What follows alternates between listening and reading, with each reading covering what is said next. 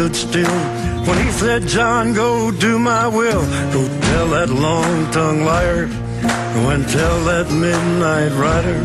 Tell the rambler, the Welcome, gambler, ladies and gentlemen. Welcome. It is the 27-hour transmission. We've got coming up so many amazing people joining us. We've had Joel Skousen, Tarpley, Albrecht. We've got coming up in an hour George Noory, then David Icke. He's over in New Zealand, so we're playing with times right now. He may be on then or later. Mike Adams then, during real prime time, will sit in for 2 hours with us while I take my first break. And he's going to be interviewing a bunch of folks. Mike Adams always informative with a bunch of breaking news. We've got Alfred Adask then joining us. We've got a bunch of time for open phones as well. Texe Mars, a bunch of other people. Springmeier, Dykes, Corbett, Watson, Reeves, Celente, Jim Mars, Alan Watt, Bob Chapman. And we're going to premiere, and of course, Aaron always has to make something the very best and fancy, which is great. In the last 6 months, he's worked off and on this interview with Charlotte Iserbyt dealing with Skull and Bones. A lot of this has never been reported before. She's the person that gave Anthony Sutton the stuff that he put out that blew it wide open. Well, her dad was Skull and Bones and some other family, and she went into more detail than anybody ever has. And Aaron has been off and on, like the 3 or 4 days, working on this, working on it. There's nothing like a deadline to get something done because he's always busy doing other videos and other reports, just like I am. You know, it's like it's hard to do new stuff or get other things done because you're always tied down with a bunch of other work. That's why we're doing this money bomb to hire another video editor, another researcher, reporter, trying to find somebody like Aaron Dykes who understands all this stuff. We want to hire 4 or 5 more people. So we also have some depth, a little bit of depth, so it's not just all of us constantly killing ourselves to get this info out, and a bunch of equipment we need to get, and a few crew members around here deserve a little raise or something. It's always good to do that for their hard fighting. So again, if you believe in what we're doing, it's free will. You're not forced to do it like the government does, coming and taking your money and making you do it. Donate at Infowars.com. You can also go to InfowarsMoneyBomb.com. And you can donate $5, $10,000. But I do not want people donating who are in bad straits right now. I'm not like the government that comes and takes your house when you can't pay your bills or your property tax. Or I'm not like the government that, I'm here saying if you have means and you like what we're doing and you want to see more of it and you appreciate the level that we're contending with the globalist at, then I absolutely want to expand what we're doing. And if you believe in that, please donate at Infowars.com or at InfowarsMoneyBomb.com. You can also donate by buying the books, the T-shirts, the bumper stickers. I mean, at a certain point, the bumper stickers we actually make no money on. No money on. You'll notice our prices just go down, down, down, down, down. Because all I care about is shipping masses of stuff out that warehouse. It's not about the money. I mean, it's okay to have a car that's, 3 or 4 years old so it doesn't break down. It's nice to have a house that's comfortable, have a mattress that is comfortable. But, you notice, you don't see me wearing makeup here. You notice I'm not worried my hair's falling out. I'm not very worldly, folks, unless in a worldly sense, I like to knock bullies' teeth out, I guess, physically or politically. The point is that I want to wage war on these people via the info war. I know they're coming in with the censorship, the control. We need to launch more operations, more tentacles, because they've got their tentacles everywhere. We need to put our runners out even more and continue to replicate what we're doing and expanding it, because we are hitting pay dirt in the info war. We are hurting the globalists. They absolutely don't know what to do. They're hitting us from every angle with COINTELPRO, disinformation operatives, attacks, and it's just not working. In fact, it's actually advertised us in who we are and what we're doing here at the info war. So again, my friends, I've been on air now, for only 4 hours. I tell you, it's Murphy's Law that I usually don't wake up in the middle of the night and can't go back to sleep. I woke up at 4 a.m., tried to go back to sleep, and I actually feel hammered today. But I'll hit my second and third and fourth wind I really don't feel worthy to be doing this. I mean, I'm bringing you such incredible news. Such amazing, earth-shattering things are now unfolding. And I am just exhausted. I mean, we're up here till 9, 10 o'clock every night now. My children are growing up in front of me, and I hardly see them one day a week. And I'm not complaining. It's just that I'm throwing my full self into this and against this. And you have made us strong with your support, buying the books, the videos, spreading the word about the show. You are the reason we've had this much success. Now, we're small, but we're strong. Our organization is small. Our amount of money is small compared to large institutions. But the bang for the buck, we are really having a huge effect. Now, we've launched our internal phone system. I tried to get the 5 or 6 calls at Genesis that were the longest holding over so we could take your calls. That phone system will be up where I can see it soon. I've got a whole cornucopia of news I haven't even gotten to yet. After I take calls, I will. We got a bunch of guests coming up, obviously, as well. But I want to encourage all of the people that are out there to be part of what we're doing. And there's nothing like donating to it to help us get this job done. So if you've donated in past money bombs and you want to see us continue, who can deny we've expanded, we've launched more operations, the nightly news, hired more people, reporters, and that we're reaching people at a level never before imagined. And I now know that we can go even higher in this fight. And there's great danger associated with that. But I'm not going to do this at half speed. I'm going all the way here. That's why we do a 27-hour transmission. That's what it's really all about. And I couldn't do it without your support and the great job the crew does. But like I said, I want to get some more crew people so we're not always stumbling around exhausted. I want to get some more equipment. So donate right now at InfoWarsMoneyBomb.com. You know, a lot of you middle class and wealthy people out there who know this stuff's all real and you listen to the show, but you sit back there and think you're going to stay on the fence.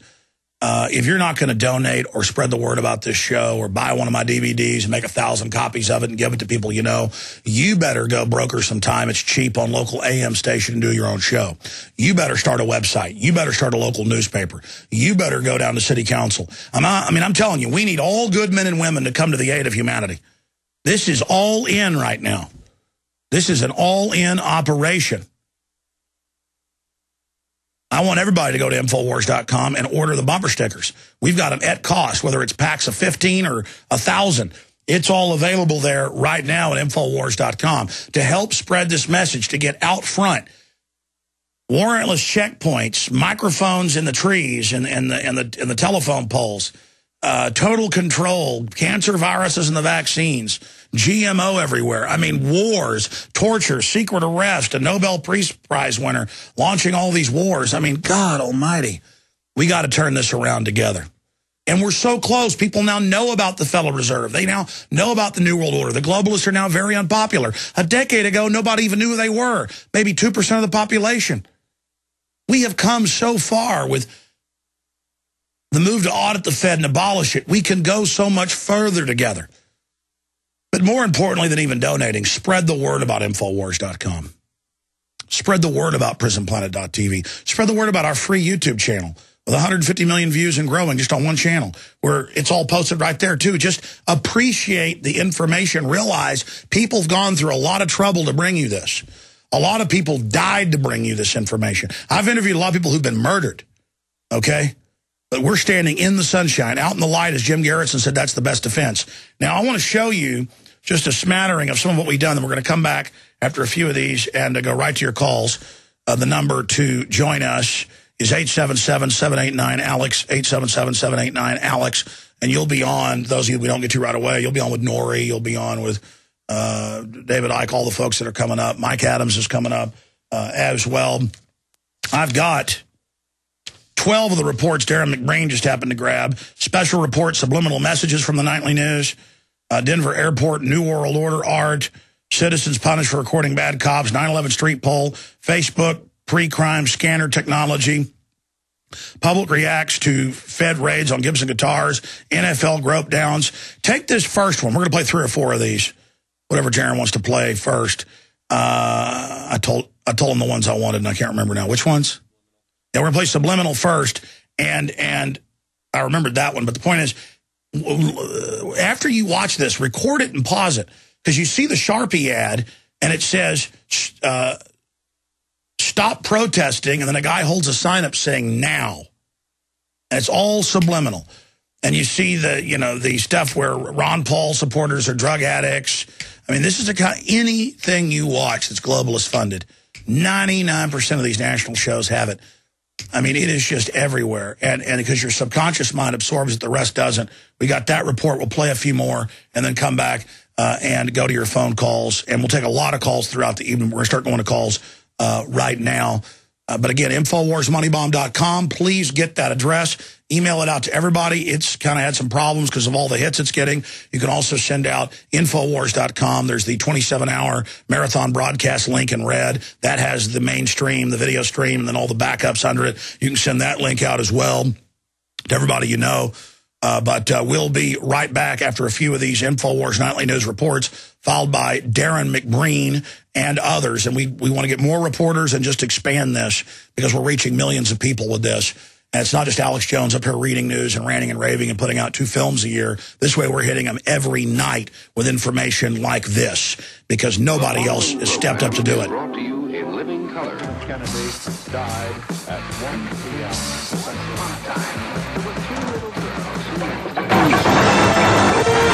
We're pleased to bring you our feature presentation.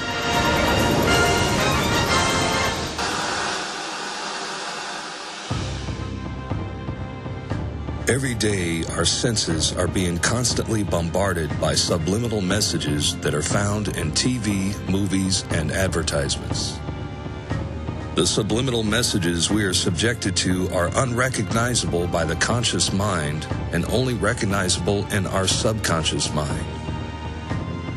The messages and imagery are passively absorbed and then stored in our subconscious, where propagandists deliberately implant artificial thoughts, which in turn can affect our actions and attitudes later in life.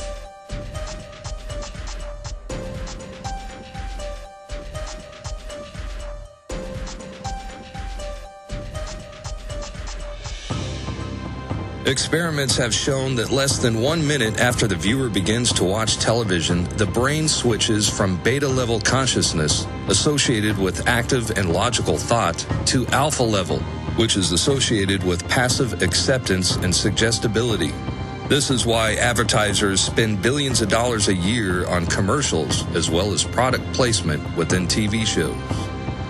Political messages are implanted in fictional TV programs as the relaxed, meditative state of the viewer is receptive to the programming. One example is AMC's Breaking Bad television series, as it depicts a meth villain as a Ron Paul supporter. I looked him up. It was one of these physicists, one of Hitler's guys, a physicist named Werner Heisenberg. Real cute, huh? In a basic college-level marketing class, in your first year of radio, television, and film, at least for me, and then I've seen some other textbooks and curriculum and found it's also in those, but most RTF schooling teaches you that they have had subliminals for at least 70 years in the United States and Europe. And so, yes, there is subliminal messaging everywhere. It is all over the place. It's an absolute fact that they flicker it at a rate and that they have the televisions designed for that rate to bring you into a dreamlike state. I mean, it is a fact that within minutes, you go into a dream brainwave when watching television. Go read a book by the father of modern advertising, Edward Bernays, where he calls you a dumb slave and admits they run your whole life. I've read both his major books. One of them's called Propaganda. Edward Bernays. The conscious and intelligent manipulation of the organized habits and opinions of the masses is an important element in democratic society. Those who manipulate this unseen mechanism of society constitute an invisible government, which is the true ruling power of our country. We are governed. Our minds are molded, our tastes are formed, our ideas suggested, largely by men we've never heard of. This is a logical result of the way in which our democratic society is organized.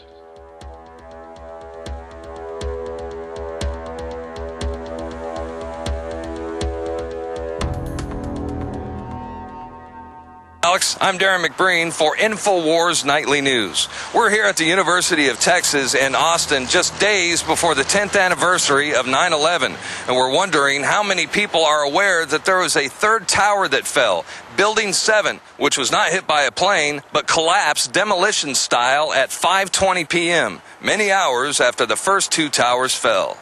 What are your thoughts when you see that? This was not hit by an airplane. It collapsed many hours after the first two towers fell. I mean, it sort of looks like a planned demolition, but it could also be a lot of other things. Oh, wow. Have you ever seen that video before? I have, actually. It was, this is weird, but it was one of those conspiracy videos I saw, but yeah, it was pretty crazy, the video I saw. It just, like, dropped straight down. Have you ever seen the video before? Not at that building, no. No. Do you find it interesting that it was not featured in the 9/11 Commission report? It wasn't featured at all? That is interesting. That is interesting. And it looked, it was a very controlled blast, it seemed. What are your thoughts when you see that building go down like that?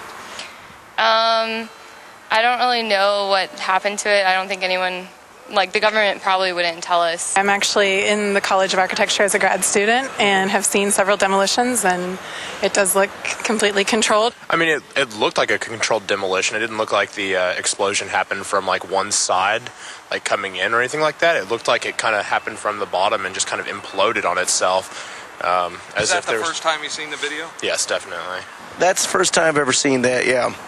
This is my first time actually hearing about Building 7, so, that tells you how much they've covered it, but that's very weird. It really looks like a demolition implosion. I don't remember seeing it at all. I remember watching both the second tower collapse live, and I don't remember hearing or seeing anything at the time about that. As most of the Infowars audience is aware, World Trade Center leaseholder Larry Silverstein gave the okay to pull the building moments before Building 7 collapsed. BBC's Jane Stanley even reported Building 7's collapse minutes before the event actually happened. You can even see Building 7 clearly behind her as she gives the report. Yesterday I watched a video where a news lady was talking and she said the third building just fell. But behind her, the third building had not fallen yet. So that's weird. Jane Stanley. You saw that then, yeah. Oh, of course, of course. She's like, oh, it fell down and it's still behind her. You would think that she would wait till it fell, even if she had insider information that the thing was going down. She has some sort of ESP. There are currently close to 1,500 architects and engineers who are saying that it was indeed a controlled demolition. Well, I mean, that's the kind of thing where we need some sort of investigation, and if the government isn't going to do that sort of investigating, then we need a third party to step in and, have the authority and the resources to do that. I mean, like a lot of people, question the Warren Commission. That doesn't make all of them kooks or conspiracy theorists. What do you feel about losing a lot of our civil liberties since 9/11? It sucks. You have people that can invade your phone calls and text messages and emails, and so you really don't have any privacy, and that really scares me. So I think that 9/11 was sort of the Trojan horse for all that sort of policy to come in. If you notice, there's free speech zones. We can only free speech in certain areas now. So, yeah, it's almost like everything that we once had is slowly shrinking. Is it worth it to make us more safe, to lose our liberties? No, certainly not. I mean, 9/11 was a terrible event, but in terms of the things that have happened since then making us more safe, I'd say that's the other side of the coin. Do you think there needs to be a new investigation into September 11th? I don't think it would hurt. I don't know how much we would know about it, or again, maybe how unbiased it would be, but I think it always is something that is interesting to look at further. I think America should demand a new investigation. Definitely be interesting to see things that I'm sure the government didn't want the public knowing at the time. The only way to get to the bottom of it is to do more research. I honestly believe the government's corrupt. Everyone lies. I don't think people should just put all their faith and trust in a government who is just completely selfish and only worrying about themselves. 10 years after 9/11, we could see that much of the public is aware that they're not being told everything there is to know about the tragic events of that day. The mainstream media, however, continues to avoid discussing Building 7. Instead, they insist on pushing the official fable and ridicule any American who demands a new investigation.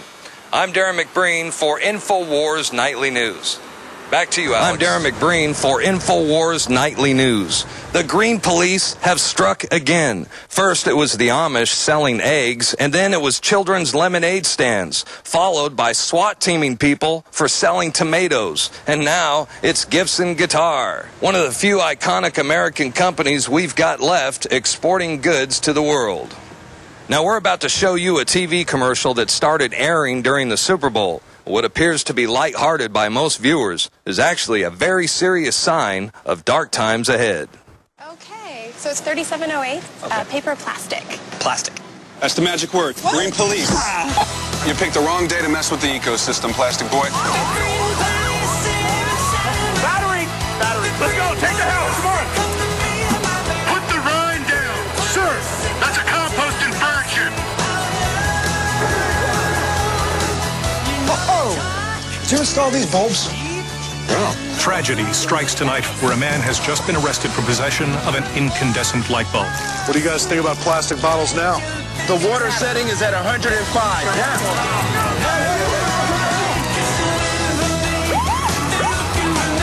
You got a TDI here? Clean diesel. You're good to go, sir.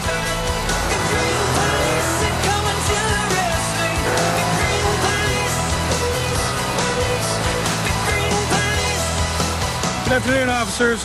Are those foam cups you're drinking from? Yeah. Please step out of the car and put them on the hood. Here in downtown Austin near 6th Street, music is played live every night of the week. Musicians are known to routinely travel far and wide to get here, but with new federal regulations, it might not be that easy. If you're trying to fly to Canada, for example, and you have a guitar that's 50 years old, they could stop you from traveling, they could take your guitar, and you can even be fined. That sounds like a pretty typical of the trend of loosely worded and selectively enforced laws that's been happening for a while. You see them popping up more and more. That doesn't shock me. Just another crackdown. Just when's it going to stop? You know, it's like, what else are they going to take? They're raiding people for the wood, old wood. I mean, if this precedent goes through, where does it stop? If it's from another country, it's been exported, then there's going to be these laws that say that if I try to leave the country with my baby, that they're going to take it from me or fine me. That's not fair, man. You know, I'm not even a musician, but, you know, being in that community, that just makes me feel totally violated and vulnerable. It kind of reminds me of the way, like, Monsanto tries to restrict home gardens and say they're organic farms. By doing that, they're trying to take more of our civil liberties, and they're just basically trying to strip away all our rights and show us their cards. It doesn't seem to be a due process sort of situation in the slightest, and it seems to be much more far-reaching.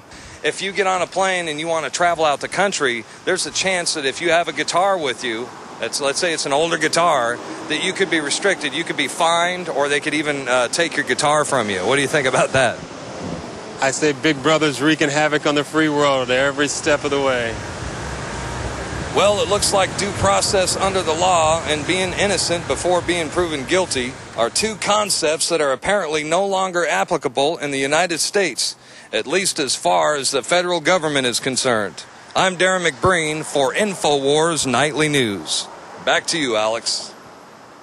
Recently, Homeland Security announced that they will extend their Stasi-style grope-downs on innocent law-abiding American citizens who simply want to watch a football game.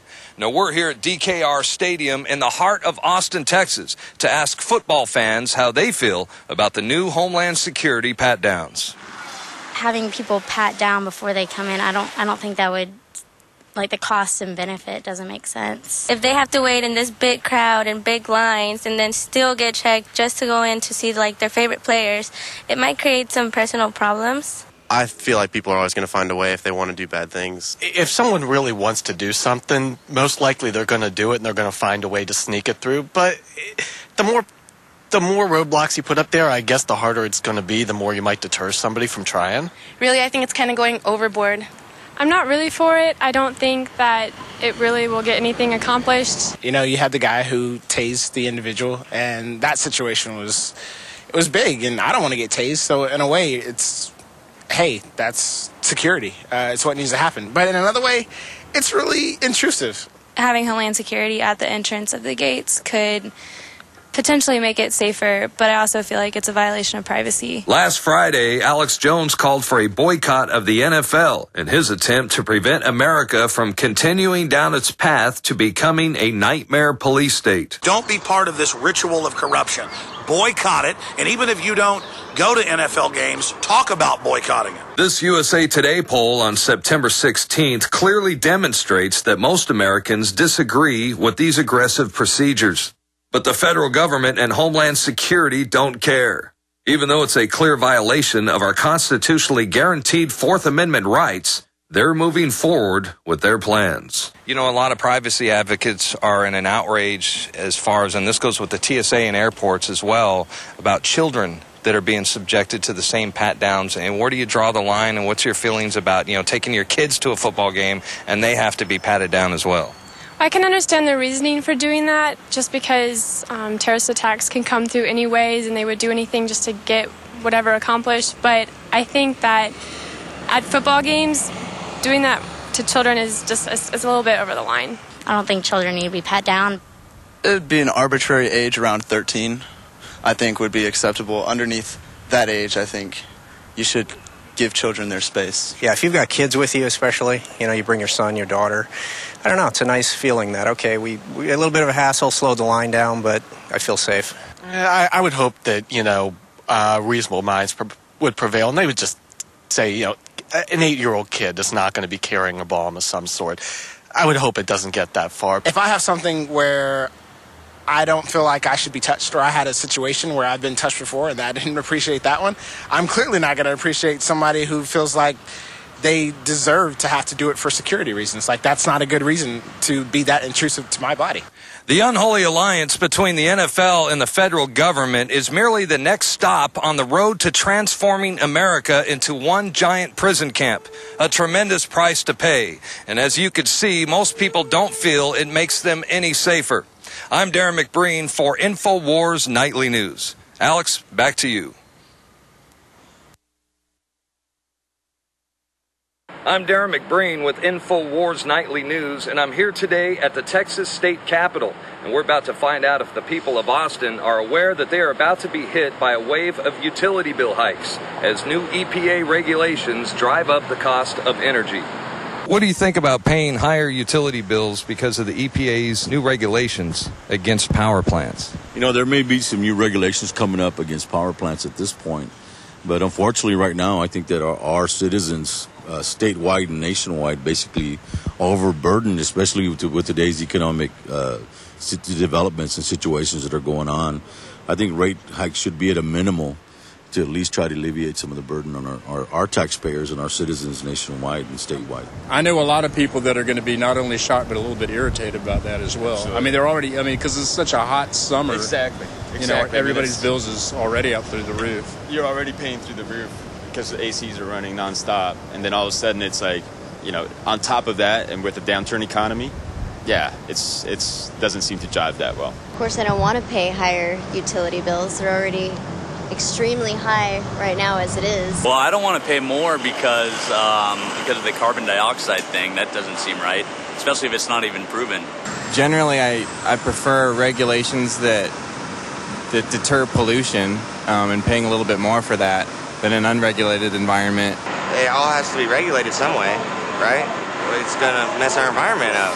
I understand the tax on carbon footprints, but who's getting a new Lexus, you know what I mean? Do you think that carbon dioxide is dangerous? I think carbon dioxide can be very dangerous.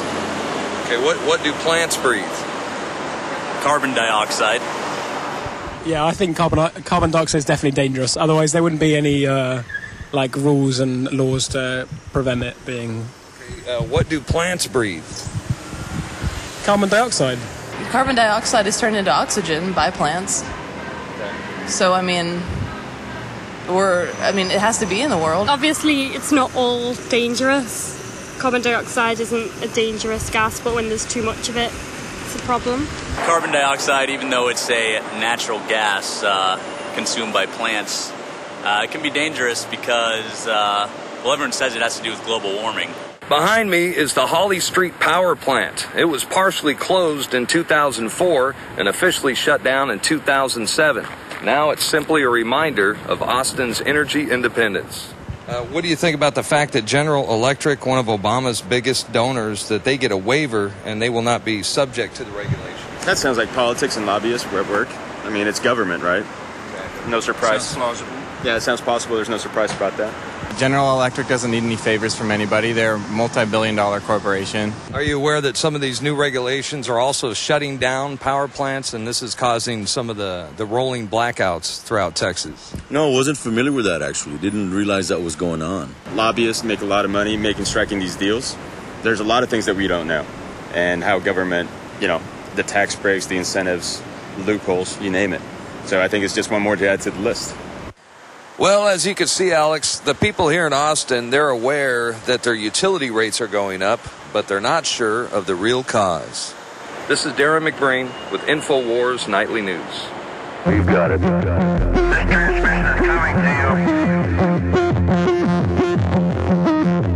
to you. Waging war on corruption. All right, you are go. It's Alex Jones, coming to you live from the front lines of the Infowar.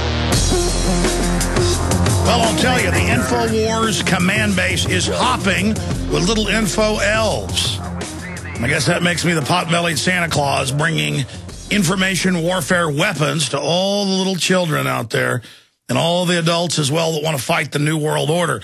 Thank you so much for joining us today. I'm going to go to Michael, Tommy, Jared, Sanchez, Matt, Jance, Julio, and others that were holding over from the last show. Then George Noory scheduled to be on next. Then David Icke, and the list just goes on. And you just saw some of the nightly news reports Darren McBreen has done. I got a bunch of reports I filed, reports Aaron filed. Occasionally we'll play 15 minutes or so of those to give you an idea what we're building, what we're doing here. If you haven't been a PrisonPlanet.tv viewer, you haven't looked at our YouTube channel, we're now reaching millions of people a week just on the free streams and stuff online. Our Bilderberg coverage got 3.5 million views on Justin TV alone a few months ago. Not counting the radio show. The radio's great. It's our regular listeners that know the truth, that are the heart and the core of our operation to reach the rest of the world. But it's the new people that all of us, listeners and myself, really want to get to. And that's where your donations at InfoWarsMoneyBomb.com, or just go to Infowars.com. You can donate there, find the free video and audio streams. That's where the difference is really being made. And I see that the donations are really starting to accelerate in. Normally the peak time is 5 to midnight for donations. And so if you haven't donated yet, now is the time. We're trying to hit $500,000. We've never hit that goal. We almost hit it last year, $437,000. And I hired 5 new people and bought all that equipment and spent well over $400,000 over there on the other end. But what that does is it guarantees us that money to be able to hire 3 or 4 more people, get the rest of the equipment we need. And my goal is next year to not have a money bomb, but the economy's falling apart so fast, I can either do that or then just add that many more advertisers. In fact, I had 3 advertisers I was supposed to plug on the show every day and most days and don't even get to them, so they just get refunded. I mean, the problem is I get so obsessed with the information, obviously. But InfoWarsMoneyBomb.com, if you want to support getting the truth out to an even greater level. Who can deny we're the tip of the spear? And I want to thank all of you that have donated. We couldn't do this without you. Let's go ahead and talk to Michael in California. Thanks for holding. Mike, Alex, you there? Yes, sir. Thank you for calling. Okay. Thanks for putting me on. Thanks for being up for 24 hours for us. Try to get some sleep today. I want to talk to you about smart meters and the electric companies. I was years ago, long before smart meters. If you don't have enough power usage, they'll come and tap your box without you even knowing. Are you aware of this? Well, I know they engage in all forms of chicanery and spying on you. The systems are spy grids, but elaborate. Well, I had gone on a vacation, and I unplugged my refrigerator. I unplugged everything in the house. When I got back, my landlord said they had basically, broke the door down to the utility box room. The power company did, and they thought for sure I was manipulating the system. They even spiked my power. I mean, I had no usage, but a little bit. But that proves that they spiked it. So when I called the power well, there you company, go. They're using it for surveillance. I've seen reports they're using smart meters. If you're using too much power, then they SWAT team raid, and it's an old lady who's obsessed with fish and has, 20 fish tanks. I mean, it's all part of a surveillance society, the criminal government, along with the criminal corporations. Of course, it's California put this in. This was all Enron's plan, the same folks that gave us carbon taxes, who used to rape them for $1 billion a day during the summer, cutting off their power and then jacking up the price. It's just, we're run by crooks. And the sooner we figure that out, the better.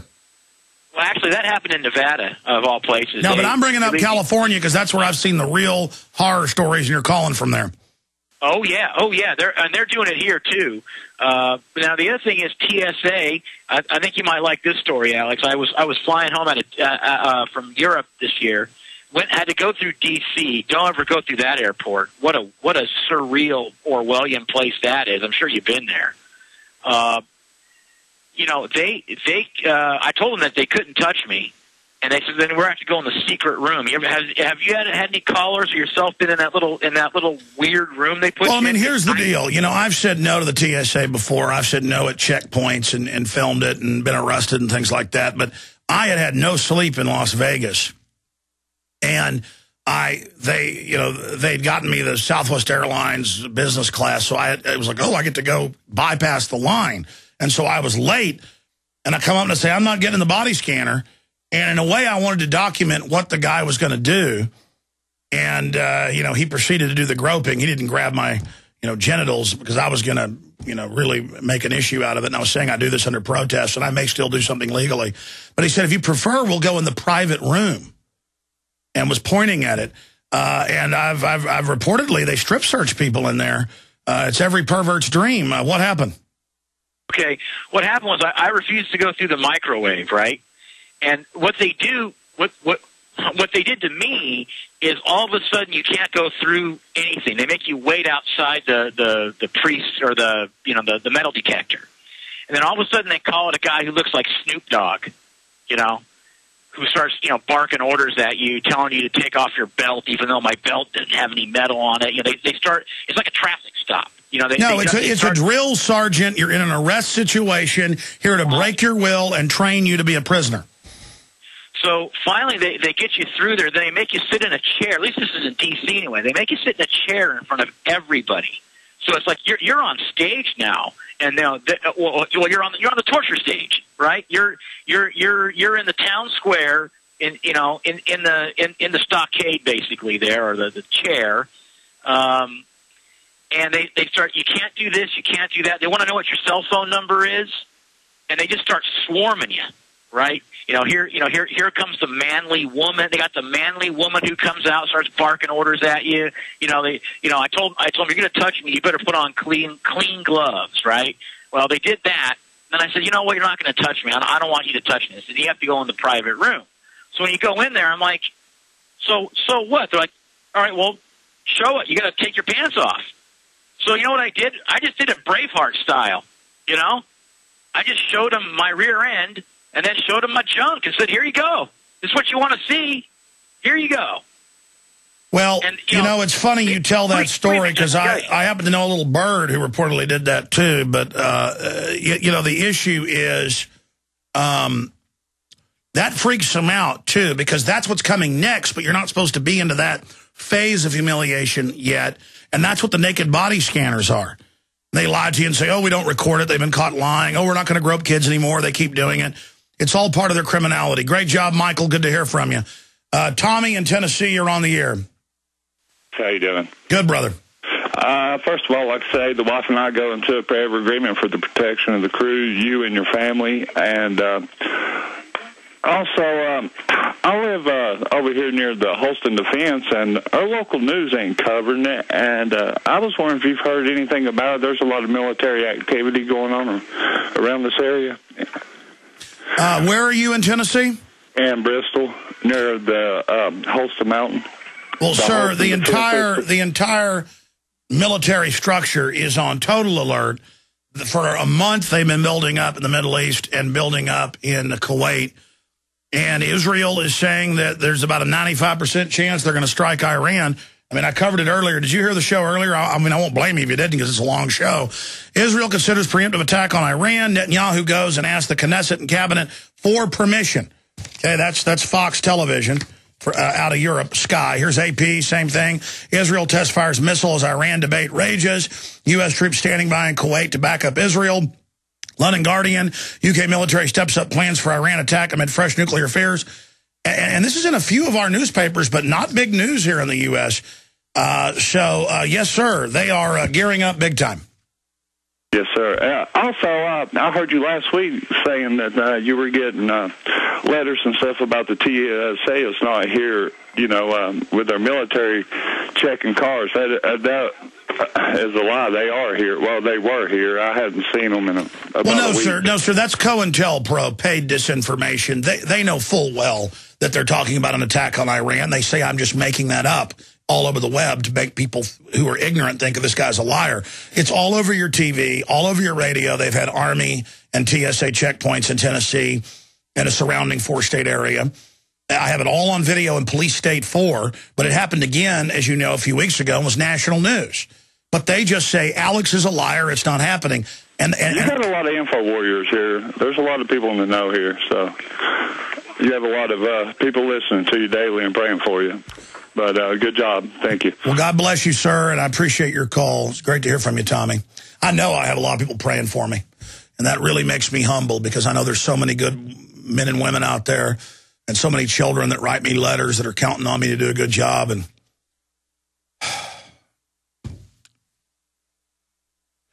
the system's just trying to overwhelm us right now.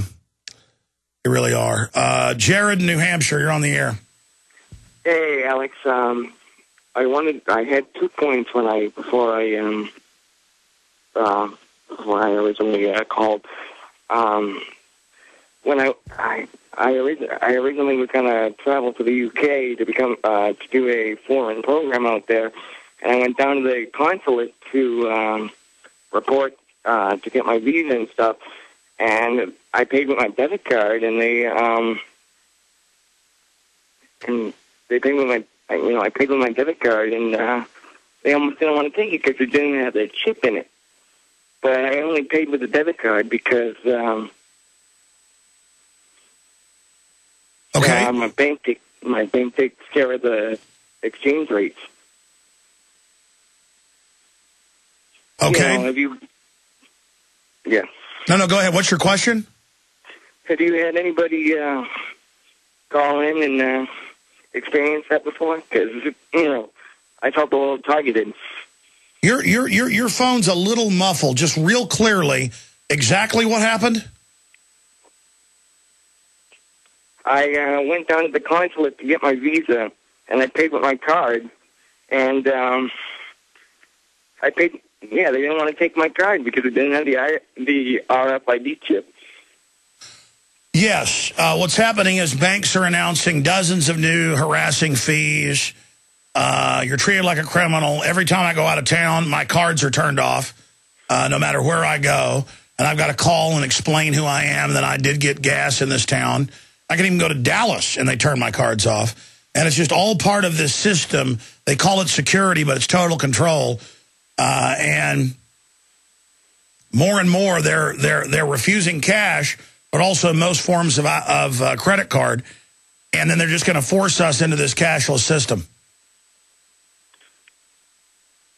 Yeah, but like I said, I mean, they want cards with only the RFID chip. Like, they didn't want to, like, I had a signature on the back of my card. It was authentic.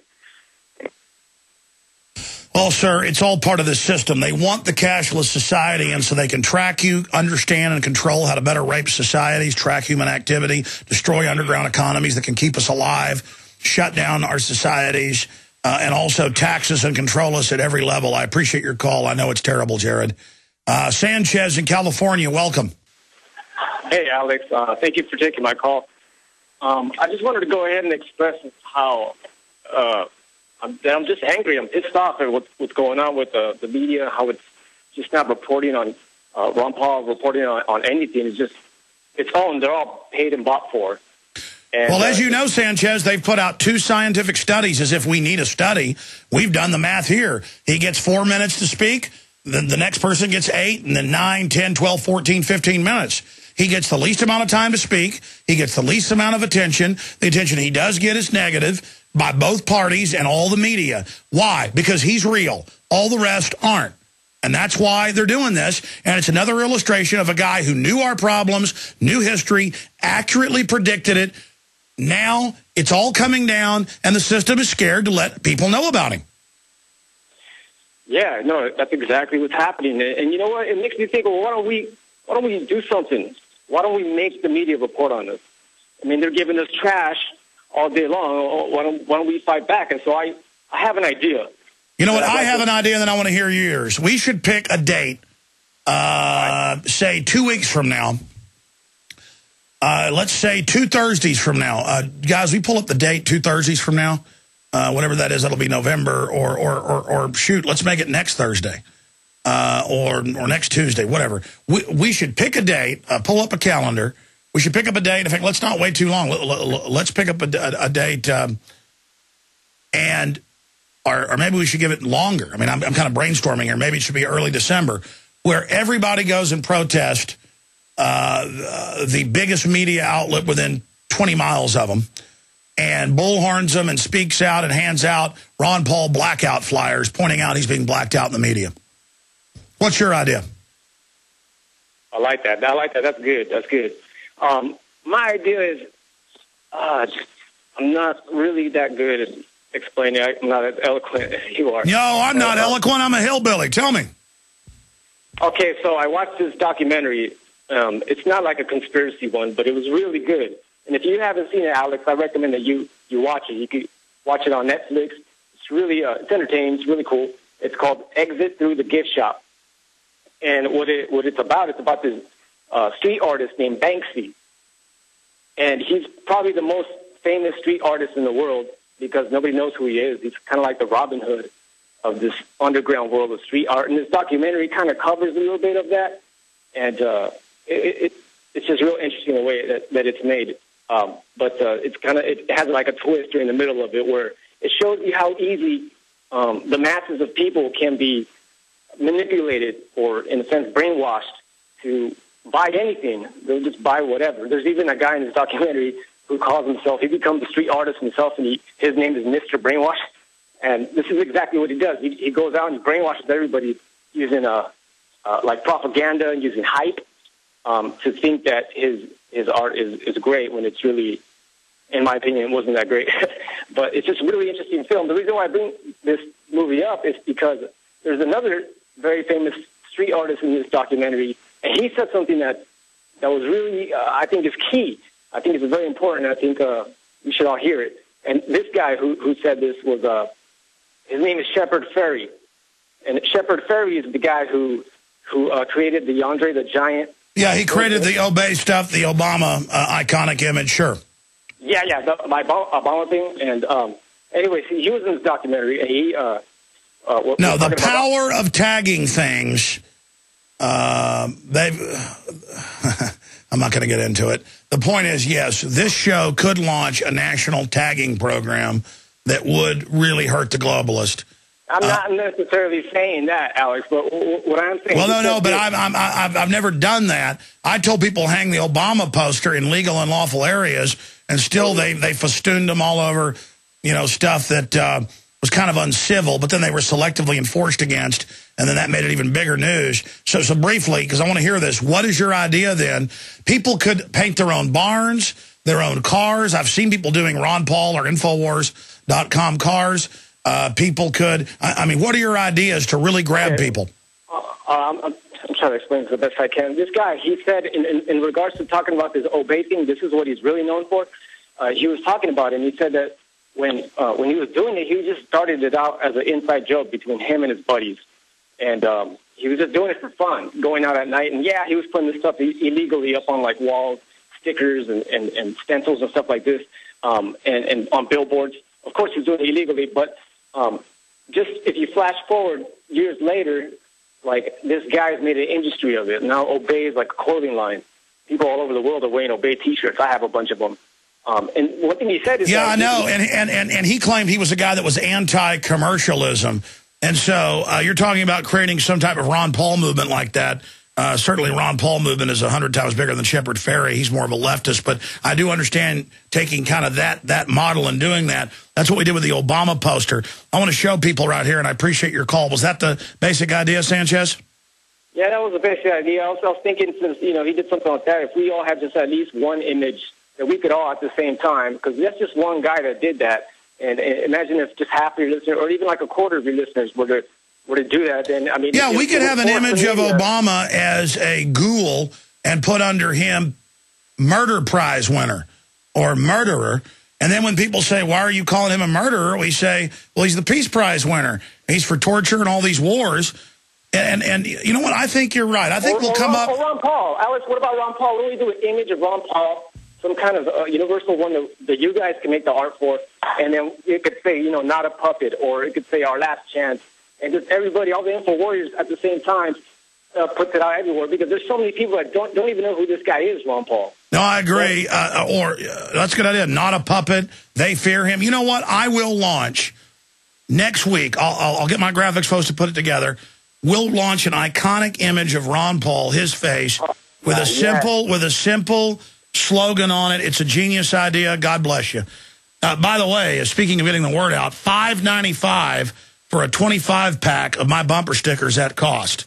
The Infowars.com sticker. The In the Fed, Arrest the Bankers, Infowars.com sticker. The fluoride, there's poison in the tap water sticker. This has made the news around, that one. 9/11 was an inside job. Right there. Right there. These stickers, 25 of them for $5.95. That is at our cost. Infowars.com. We buy these 20,000 at a pop.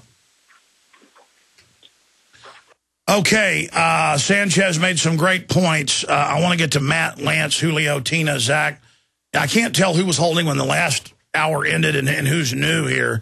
I got George Noory coming up here in a few minutes, but I will continue with your calls. I'm going to go ahead and go to a couple more short little pieces. Whatever ones we haven't played, Jaron, be my guest. We're going to play the Facebook one, and we could also play the Denver Airport and the Hop Dotties one about the fluoride stuff if you want. So, yeah, play whatever you want while we're getting George Noory on the line. And then we'll talk to George for 30 minutes, then we'll go back to your calls, and then David Icke's coming up and a bunch more. We're broadcasting, if you just tuned in and we're watching, for 27 hours straight. And we are now into almost the end of hour number 5. And I'm going to go until a little bit past 5 o'clock. And then my first real break, Mike Adams is going to be in here for a couple hours. And then he's got a bunch of guests lined up and information and your calls and news, a bunch of breaking stuff about evil raw milk criminals that need to be arrested for drinking it now. So that's coming up. And we'll get into all the other people. Alfred Adask, Texe Mars, Mr. Corbett of the Corbett Report, Springmeier's coming on, Aaron Dykes, Paul Watson, Richard Reeves, Gerald Celente, Jim Mars, Chapman, it's all coming up. And we will continue here. Why are we doing this? Well, it's fun to do a 24-hour-plus broadcast sometimes, but it's also fun and informative to have a money bomb. The idea of people that are against the globalists giving money to an organization, to a media outlet to build a bigger structure, more equipment, more crew, to up the level. Look at how we've grown in 4 years. Who can deny it?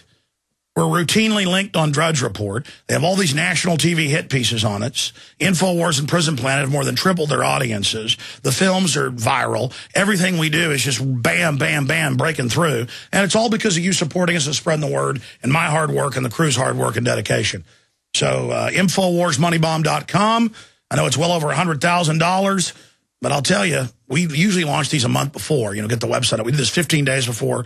I didn't promote it like I normally do. The economy is in a tailspin. We've normally raised $100,000 by the time that we even kick the money bomb off in the month before. I like to get started. We've now raised it to that point. We need to get to the 500,000 or at least a respectable 400 and something. We've supported Ron Paul. We've supported all these other groups. Ron Paul said 4 years ago that half his initial money when he first ran for president came from audience of this show telling him so. And that was the numbers and things they had from their feedback, asking folks how they found the Paul campaign, why they donated. This is such an important platform, not just for myself and the callers, but for the guest. And that's why it's so important. So donate today at InfoWarsMoneyBomb.com or buy books, videos, bumper stickers to support us. A lot of these deals now, actually, we don't make any money, so but it does get the website out and educate people, and that's what I really care about at the end of the day. So InfoWarsMoneyBomb.com. We also have the eBay area. When Mike Adams fills in for a couple hours, I'm going to go back there and paint and do some work and do some original stuff for the eBay deal, some paintings and some pen and inks for folks that donate as well. Those will be auctioned off at eBay. We got the bullhorn being auctioned up there and the sledgehammer and a lot more. It's all at InfoWarsMoneyBomb.com. The free video streams, the audio streams, all of it, the donation buttons, InfoWarsMoneyBomb.com, or if that site gets sluggish, as it does sometimes, simply go to Infowars.com. You can find it all duplicated right there. We'll be back after a couple more clips of the nightly news made possible by your support. Here it is. Recently, as a reporter for Infowars, I tried to log back into Facebook and it wouldn't let me. It wanted me to identify myself not with my passcode, but by showing me obscure pictures of my friends and family. I had the feeling that it had something to do with testing their face recognition technology. And then I saw this article in the Wall Street Journal. We know governments are quietly using face scanning cameras on street corners and in airports, and they have license plate scanners. But how are they going to get the public to openly accept a surveillance society?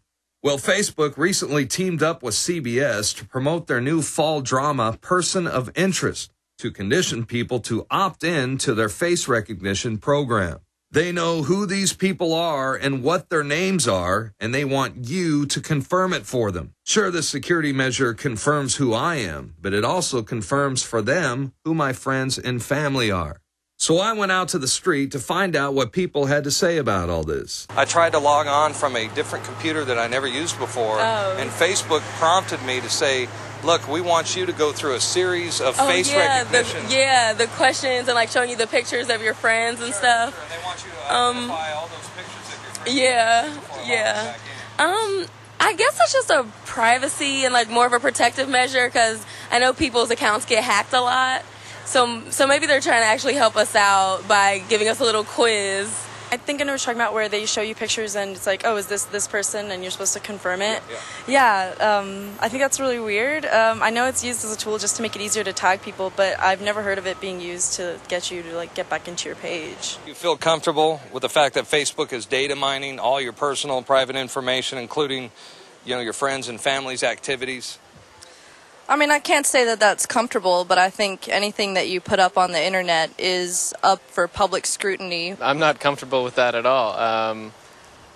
Although I know they're doing it, and I wonder exactly what they're doing with all the information. The government agencies realize that it's a good way to, pick up on things that they don't like, or especially illicit activities. You should, keep your settings on private, and you should be careful with what you post on there. It's easier to monitor people on Facebook than it is to tap people's phones, I think, to a certain degree. Anything you put up on the public sphere, I think, is essentially public information. Just with the internet in general, we are getting more used to, like, our business being out there and just getting used to, I guess, our privacy diminishing a little bit.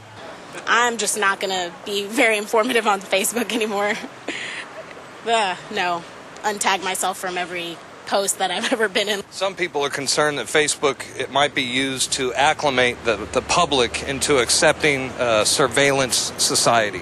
Absolutely. I definitely think that while it might not be intentionally so, it could be intentionally so, but it's definitely serving as that. I think it is getting us acclimated to a surveillance world. That sounds a bit 1984 and creepy.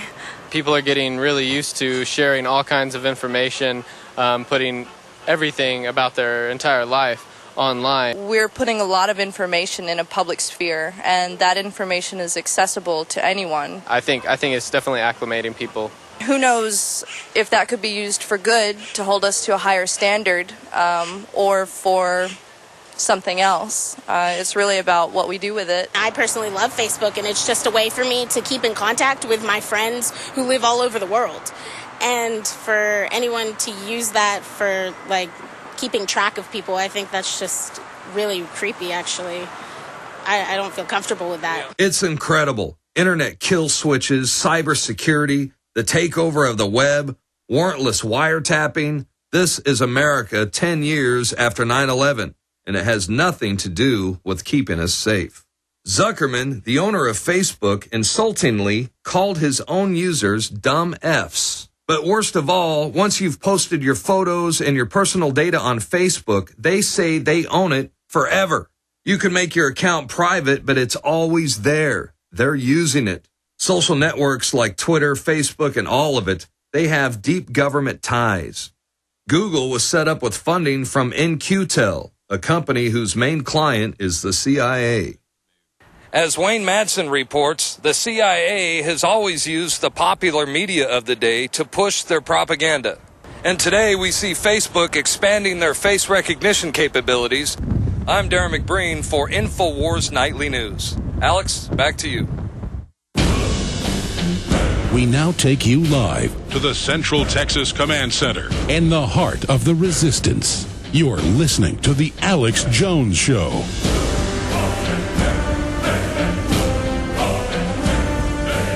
Well, it's 4 o'clock, 4:01 now, Central Standard Time, 5 o'clock Eastern. And George Noory, one of the hardest working guys in the media, and, of course, one of the most listened to and watched, is our guest. He's a multi-time Emmy Award winner for his news TV coverage. He's a longtime radio talk show host. He's a best-selling author, and he has the second largest radio show and audience, period. 16+ million people. That's just on AM and FM, and there's XM, internet. It's just amazing.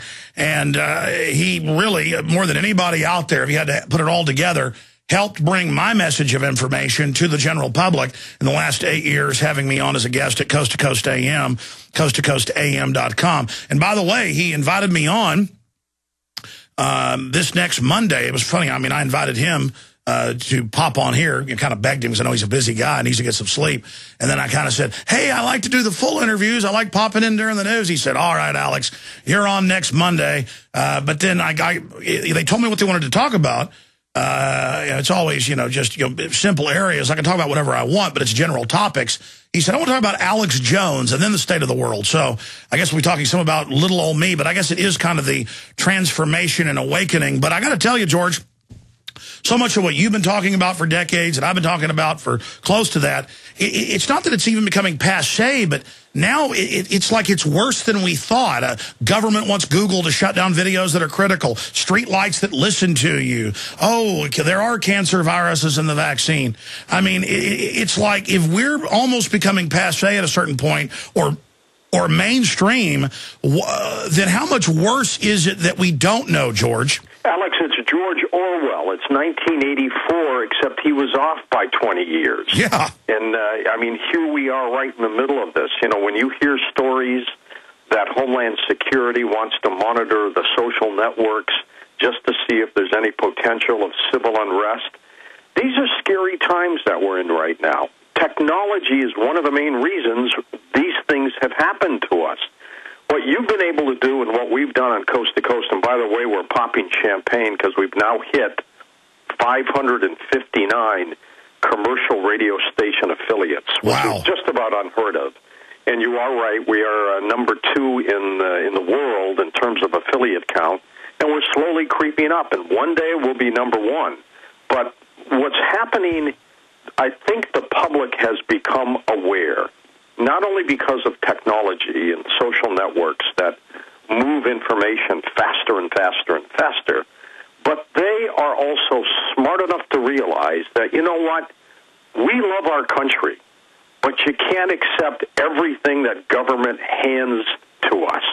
You've got to question it. And if people had done this back in World War II, example, Pearl Harbor, Vietnam, the Gulf of Tonkin, and all these other different areas, they might have been able to stand up and say, look, enough is enough. What is going on here?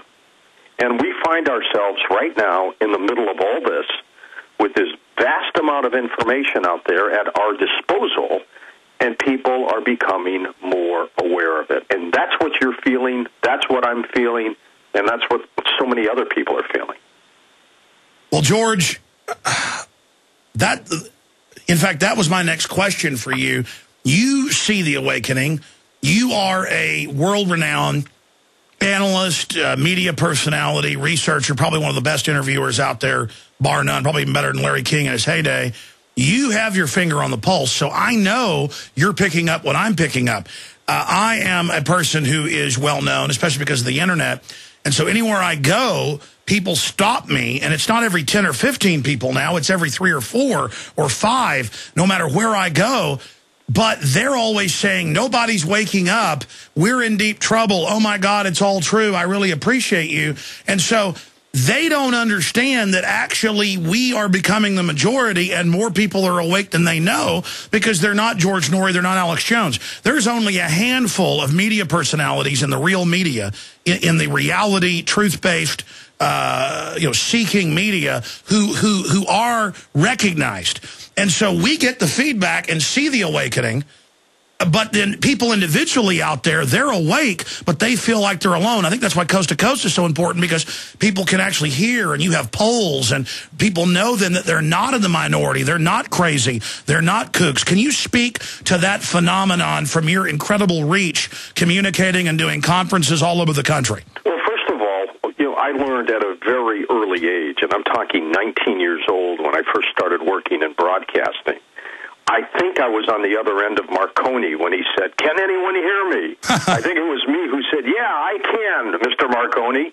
But I learned, Alex, at a very young age that the success of a broadcaster was very simple. There was a simple formula here, and that was get rid of your ego.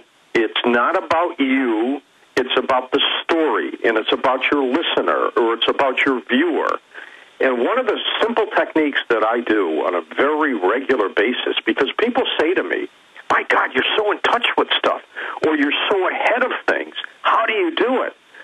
It's a simple formula.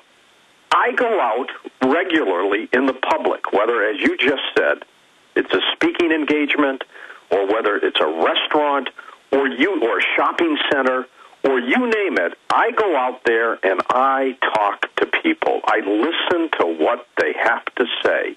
And so if 3 years ago somebody says, "You know what, my company's going to lay me off. They're having trouble making sales. This has never happened before." And then you hear it from another person and another person and another person. Well, then you begin to realize there's a pattern here, and it doesn't take a rocket scientist to figure it out. And so we were miles ahead of the mainstream media when we started talking about the economic mess or the mortgage mess. People were saying to me, "I'm having trouble making my mortgage payments. I just can't do it anymore." Way before anybody even knew about the derivative problems and things like that. Oh, I heard you 8 years ago talking about, you weren't calling it robo-signing. You had a guest on. That's actually, because I learned a lot from you, not, vice versa, but I mean, years ago, you had guests on about the mortgage fraud and taking houses they didn't have the paper on, and that's only come out in the last year or two. Yeah, exactly, and nobody believed us. Nobody believed us. I mean, just recently, the mainstream media now is beginning to pick up the things that you and I do, and they're beginning to realize that, you know what, this might be a major story. There's something going on here. When we talked about, look, the SARS virus is not going to be a pandemic. The H1N1 virus is not going to wipe out society. It's a push to sell vaccines. Folks, back off. And they had like 200 cases worldwide, and I'm going, this is ludicrous. We get 36,000 deaths a year just in the United States from the so-called seasonal flu, and that's what they think we have. And I'm saying, if there's any pandemic, it's the seasonal regular flu. It's not all this other bunk that they're throwing at us. And so what we've done on Coast to Coast, whether the stories are paranormal, like my book that just came out, Talking to the Dead, or UFOs or Bigfoot, we're also into alternative medicine, we're into cutting-edge science, and we're into mainstream news stories with what I call the coast-to-coast twist. Last night, I had Jerry Corsi on for an hour talking about the rumblings that Israel is looking for some internal support to go after Iran, and that's another issue. I'm not going to talk about the justification of Iran. I think they harbor terrorism, and something needs to be done. And most Iranians, by the way, who live in that country, want a pro-Western type of life. They love America, and a lot of people don't understand that. But it's these mullahs who are taking over that are doing all these horrendous things. But we are picking up stories like that, and I had Corsi on last night talking about how we are on the verge of a military intervention against Iran. And then we talked about the ramifications of that. You know, Israel has nukes. We have nukes. Iran has missiles. Not nukes yet, but maybe they do. Who knows? Those stories will start popping up, Alex, I guarantee you, within the next week or two on the mainstream media. Matt Drudge, whom I think the world of, is also on the cutting edge of all this. He's in our club. He's the one who's also up there sticking his neck in the noose, getting these stories out to the public. And, you know, I just think that people like you and Drudge and the things that we do on Coast to Coast are so critical to allow people who are listening to make a decision, to stand up, to put their foot down and say, you know what, I'm as mad as hell and I'm not going to take it anymore. Well, I agree with you, George, and there really is a club. I would say George Noory, Matt Drudge, Alex Jones. I mean, who else is there on a huge scale? I guess some of the other coast-to-coast hosts, Ian Punnett and others. Who else is out there actually even raising real issues? You know, people sometimes call me and they say, well, you know, they get into some wild stuff on Coast to Coast AM, but I can't quit listening to it. And I'm like, regardless, it's healthy to talk and explore everything. And 10 years ago, I didn't have this view. Now, as I've learned a little, because it gets you to think about other things and have an open mind.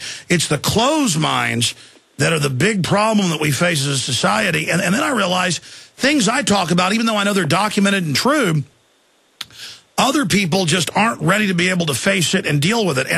And so I want to bring you to, I want to get into the whole New World Order and the Vatican calling for world government and global regulations, you know, global currency, which means global tax. So don't let me forget to get to that with you, George. But let's get into UFOs now, because no one can deny that back when Art Bell was pioneering really deep discussion of this type of stuff, and we're on a planet, we know there's all sorts of weird stuff going on. It's in the Bible. It's in the Sumerian text. They got helicopters carved on the side of the pyramids, you know, down the tombs. We know there's a lot of stuff we don't know that's, you know, going on. I mean, we know we have knowledge of a very limited spectrum. But now with government coming out more and more, now with, speaking of the Vatican, saying get ready for something and, you know, contact, from you're in the middle of it like nobody else, you know, focusing on this every day, do you think they're getting ready to disclose something or to stage something to try to unify the planet, as some government documents and world leaders have talked about? I mean, if you had to crystallize it, what's going on with the off-world or on-world life forms? A couple of years ago, I was at a conference in Washington, D.C. that Steve Bassett had put on. It was Exopolitics on UFOs, and Steve has been a guest when I was doing my little local St. Louis show back in 1997. He's been a regular guest on Coast to Coast. He believes that government will eventually disclose. Well, he and I are at odds on that. I've told him at no uncertain terms will government come forward and tell us that we are being visited by extraterrestrials. They just won't do it. They fear collapse, loss of control, and everything else. Be that as it may, whistleblowers, those within government, continue to come forward to say things like Apollo 14 astronaut Edgar Mitchell, claiming that, yes, we're being visited, they do exist, and this is what's happening. So that is going on, and that's going to get bigger and bigger and bigger. Now, you talk about a false flag. Project Bluebeam is supposed to be a government program where they will one day send holographic images of UFOs over major cities in the United States, much like the movie Independence Day, where we would see these craft one day and panic and say, please, government, save us, please, help us, do whatever you have to do. Then there comes martial law and more control and everything else. There's that possibility that a plan like that is there somewhere on the table, ready to be implemented. In the next year or two, probably not, but I think it's out there. But to answer that question about disclosure, it ain't going to happen. I think we're being visited. This is a vast universe. I think one is foolish to think that we are alone in the universe. As Walter Sullivan from the New York Times once wrote many, many years ago, we are not alone, and we're not. There are other inhabitants out there. They've learned different kinds of propulsion. They're not coming here the way we, zoom around in space. And they've learned how to bend space-time, and they've come here. And why not? This is a gorgeous planet. This is so teeming with life. My gosh, you go outside and you look at everything that's out there that's alive. This is a utopia. And I think other inhabitants are coming here going, this place is unbelievable.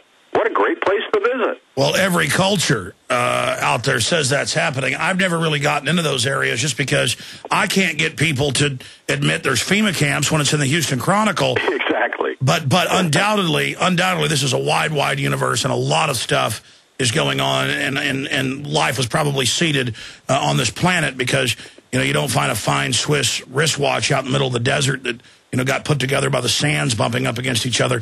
George, let's talk about a issue I've never raised with you, and then I want to get your perspective on. I know a lot of NASA people that I've seen in the films of NASA on the front control system, on NASA 1, not even in the backup. I know the fellow who ran the RCA cameras on the moon. He said, no, we were on the moon, and he even showed me his national security letters. I've known him about 15 years, Raymond Teague. And he told me some stuff privately, said he'd say it on air. Once he got on air, because he thought he had a lot of heart trouble at the time, and he's still alive, but he thought he was going to die soon, so he told me some on air. But then I've talked to other people in NASA, and they say basically there is some manipulation going on, but it's to cover up the real technologies that the U.S. government has. Look how advanced the Germans were at the end of World War II. They still say the SR-71 Blackbird's the fastest plane we've got. We see the stealth helicopter crash. But he wouldn't go all the way, but he basically said, we've been to the moon and more, and some of the stuff you saw that looked like fakery, that is just basically stuff for public consumption, but that the space program is way more advanced. Then I talked to Dr. Bob Bowman, the former head of Star Wars program, and he said, well, it's classified, but yes, we had drones in space with DU Sabo political decapitation systems, to kill major government's leaders in an hour in the 70s. Star Wars didn't really start in the 80s. So there's my preface there. What is your view on the space program? They're claiming it's basically over now. What's going on here? I will paraphrase a coast-to-coast guest and our science advisor, Richard C. Hoagland, who heads up his own website called EnterpriseMission.com, of which he believes that there is another project up there in space that we don't know anything about, that is a black ops program, and that they've been up there for a long, long time. Maybe they've still gone to the moon, who knows, but that they have conducted and have continued to conduct various experiments, surveillance techniques, you name it, up there in space. There is no doubt in my mind, Alex, that with the kind of technology we possess in the United States, that we have utilized space for incredible things, and we don't, as the American public, understand or know about. Is that smart?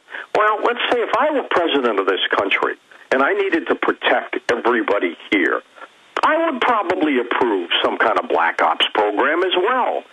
The danger with all of that, however, is what happens when you get someone else who's not as caring, not as thoughtful about people, but happens to be more concerned about control and manipulation and staying in office for the rest of his life?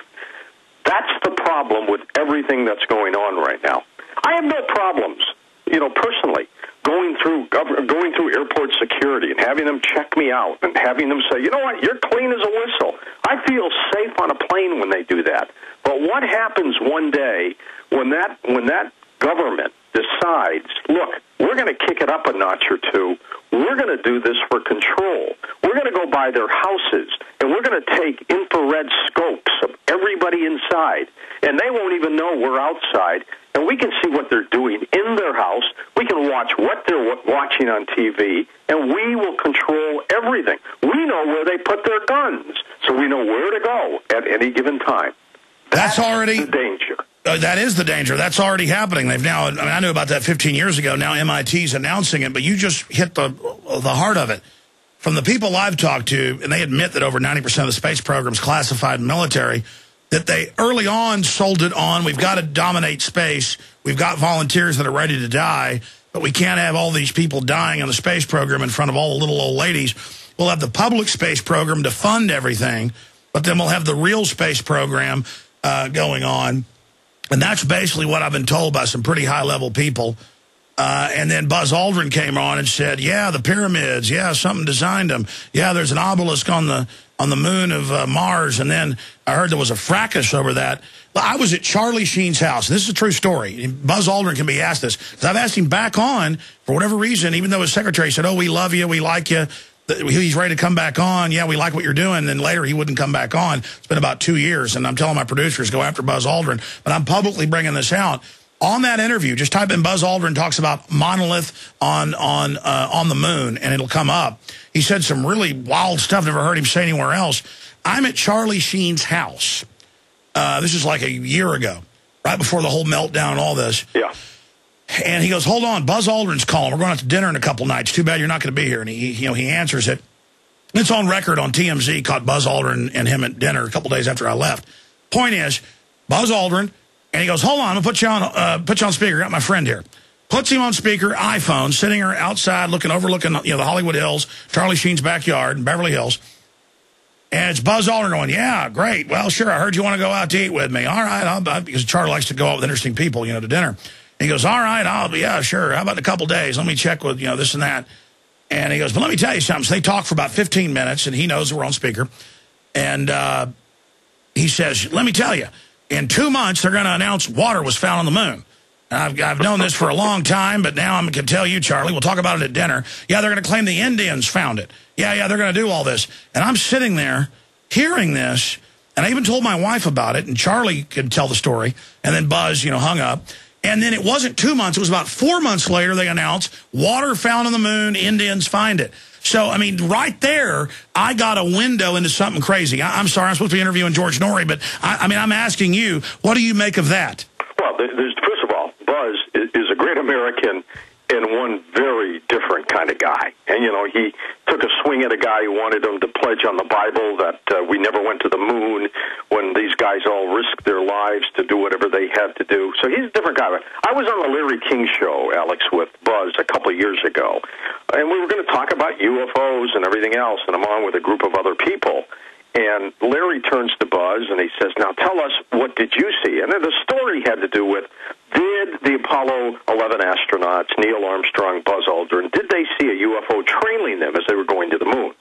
And, Buzz just completely ignored the question and started talking about the capsule and how things work and separate and stuff. And I'm looking at Larry going, Larry, push him, get the answer, let's do it. And Buzz just never would go there. But, he's a different kind of guy, and I think the NASA guys are all different. And I keep citing Edgar Mitchell, whom I know well, and I've been to events with him, and I've sat down to dinner with him. And he tells me, he says, George, I'm going to tell you something. I haven't seen anything weird on the moon, but I'm told by people within government that we're being visited. Strange things are going on. And he said, I believe these people. And I told him, and I believe you, Edgar, and that's the way it is. Ingo Swann, who was the father of remote viewing, who was set up by the U.S. government, the military, to set up a remote viewing program so we could spy on the Soviets at the time. He remote viewed the backside of the moon, and he contends that there are structures on the moon, that there are things there, and if this universe is indeed 14 billion years old and our solar system is 4.5 billion years old, there's a high likelihood that that moon has been used as a stomping off ground, as a base. But the other thing that a lot of people don't understand, Alex, and that, that's why we turn to people like Michael Cremo, forbidden archaeologist. This is an old planet. And our civilization, our humankind that we know of is merely a couple thousand years old. Yeah, it's been around like less than a second in the scheme of time. Exactly. I think we have had high technology civilizations that built the pyramids, that even go back beyond that probably had flying machines in India. They talk about the Brahmanas. Oh, no, it's all, but I mean, that's what's incredible about Buzz. And if you ever get him on, ask him about this. Hey, you were in a conversation with Charlie Sheen, Alex Jones, and again, I was just sitting here drinking coffee listening to this. But again, Buzz was saying, oh, we've always known, but we kept it secret, but now I can talk about it. It's going to come out in a few months. That was nowhere on the news. And so my point is, there was a window into Buzz Aldrin when he wasn't being guarded, admitting that they knew there was water. And then, that was a big breaking national story. And I almost went on air. I told my wife, should I tell that story? And she goes, that'll sound crazy. But the thing is that the NASA knew that. Why did they let India announce it? Why did they keep it secret for 40 years? You know what? I think they have a timetable to release information. If they go out right away and say there is water on the moon, or there are structures on Mars, people may say, well, what are we spending money to go see if there's water on the moon? And, I think that's another reason. There's an economic reason for holding back information so they can continue their budgets and their projects and keep things going. And, because to me it's a no-brainer. There's water on the moon. That's a great story. Tell us. This is not the grand deception. But I just think that they think that if we know too much, we're going to say, okay, on to the next project. No need to send this probe to the moon to look for water when you already have told us it's there. Next. Well, here's my question, George. What else is going on? Because I've seen that on mainstream news where they play the tapes of the astronauts saying our capsule's being followed and all this stuff. And I've seen the NASA footage of, beams shooting into space and things flying around. I mean, the point is, what else don't we know then if they won't even tell us basic stuff? I mean, here's the thing about Aldrin. He's on the show. I'm not even bringing this stuff up. And he goes, we can find the clip, actually. He's like, yeah, who do you think built the pyramids? That stuff's all over. Yeah, that's what we're talking about. Obelisk. That's where we need to land, Alex, on that moon. And I'm like, Buzz, what? I mean, it's not even a UFO show. And maybe he brought it up because I didn't bring UFOs up. I don't know. This is one of the things that fuels Coast to Coast, Alex. It fuels your program, too. We deal with the mysteries of the universe. People have an opportunity to sit back and think. I have physicists on all the time, and I always ask them, tell me about the Big Bang. How did some little minuscule particle blow up and we have all this mass? How did this happen? And you know what? I've still not been given a good answer. There are more mysteries out there than I think we'll ever uncover. Well, George, scientists all the time, 500 years ago or 600, they thought the Earth was still flat. That was absolute fact. I'm not saying that our quantum mechanics experts, physicists of 100 years ago weren't smart, like Max Planck and, of course, Einstein, but he said you couldn't have a faster-than-light particle, and they've now repeatedly proven that they've got faster-than-light particles. I mean, the truth is we don't know 1/1,000,000th of what's going on. Alex, I'm convinced that when you're on Coast to Coast, even you are faster than light when you're on the show. Oh, man, the show does go fast. I've had you almost 30 minutes, and I know you said you'd say 30, 45. I know you're a very busy man, and I know you've got a 4-hour show coming up tonight. And I've got a lot of callers, but they were from earlier, so I'll get to them after you go. Can you stay 10 more minutes with us, George? Sure, love to. I've been asking a lot of the questions here, George. How about Alex Jones actually shuts up? This will be like an eclipse, a very rare event. What is on George Noory's mind? What are you most passionate about right now in your research? What's coming up tonight? Well, tonight, on the program we're talking about the search for Atlantis, and again, classic coast-to-coast type shows. But what I have a passion for, Alex, is just trying to find the truth. Whatever it is, wherever it might take us, good or bad, I want us to know the truth. And I want this planet to understand that our role here is to make human beings a little more comfortable and to stop the oppression. Look, I'm all for a great military. I spent 9 years in the Navy. I think we should have and continue to have the strongest defense that this planet can muster. We should have all the technology that is available to us. But our role should be to go into countries where people are being suppressed and get rid of those low-life dictators and make these planets better for people. And that's what our role should be. We shouldn't be occupying, taking over. We shouldn't be an aggressor. We should merely be taking care of people who are oppressed. And who could argue with that? If you hear that 200,000 people have been murdered by some butcher, it's our job to go in and take that guy out. Nobody's going to argue with you about that. That's what this planet is supposed to be doing for each other, providing food and security and comfort. You know, if you believe in life after death and a hereafter, and if you're very spiritual, then you know what we're here for. And that's our role on the planet. And that's what I want to do with this program. I want people, when they listen to Coast, to be entertained, to be informed, to cry, to laugh. I want that passion, and it appears to be working for us. It's getting bigger and bigger and bigger. We've got what we call the Coast Insiders Club now, Alex, where we charge folks less than 25 cents a day to be a member of it, where they can get downloads and podcasting from past programs. But more importantly, they become part of a family. And, you know, I'm thrilled to death that we've been able to do things like that at, you know, pennies on the dollar to help people. And that's what we're going to continue to do. I have no plans to retire. I mean, I'm approaching next year, my 10th year doing Coast to Coast. And, you know, I'm going to keep doing it until one day we go to a commercial break and my producer, Tom Danheiser, comes on the air and says, George just passed away. That's the way I want to go out. Oh, man, that's an amazing way to put it. Well, that's what passion is all about, and so you'll probably live to be about 100 if that's your view of the world. I'm already 100. Look, oh, yeah, you got a long way to go to 100, so do I. We'll get there. George, out of all the shows you've done, what are some of your favorites? Oh, you know what? I love them all. I can't pick one because I enjoy every one. They're all different for me. And I learn all the time. Alex, I got to tell you, when I first started doing Coast to Coast, people were talking about, you know, a one-world government or talking about you. I didn't know what the heck they were talking about. I studied it myself. This program has been a learning curve for me, too.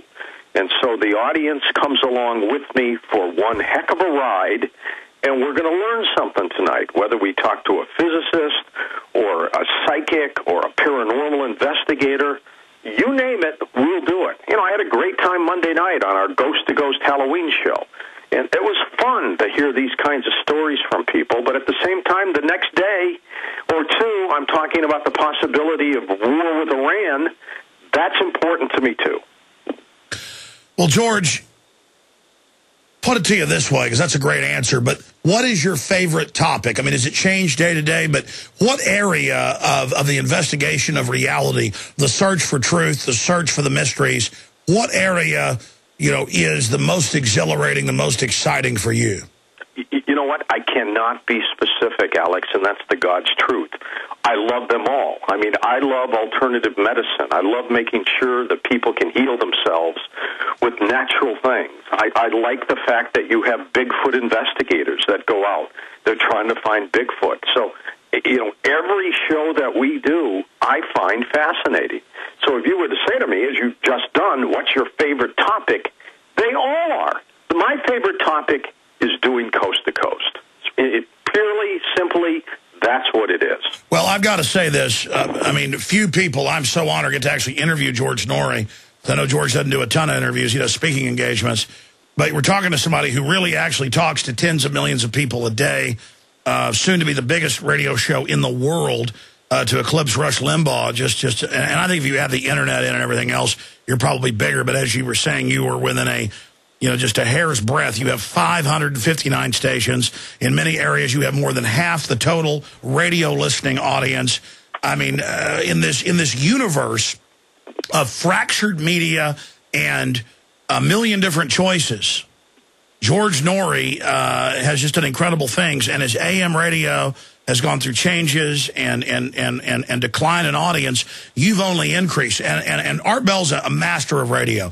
I mean, even when I agreed with him or disagreed with him, the voice, the way he really was in the room with you, nobody can top that. But to see you take the show and top it in other ways and to take it even further. I mean, it's no brag, it's no fact, it's no butt-kissing here, George. I just marvel at your professionalism and how you just deliver insightful questions, how you draw out things, and how you've taken that show that, I mean, people were marveling, nobody could top. And I've got to say, you've taken it 2 or 3 or 4 different levels. I mean, back 8 years ago, when you started interviewing myself and others, you've been doing it 10 years now, but 8 years, 9 years ago when you fully took it over, George, and I always talk about this because it's so true, no one on a forum like that you could call mainstream was covering alternative things that were in the back alleys of the internet.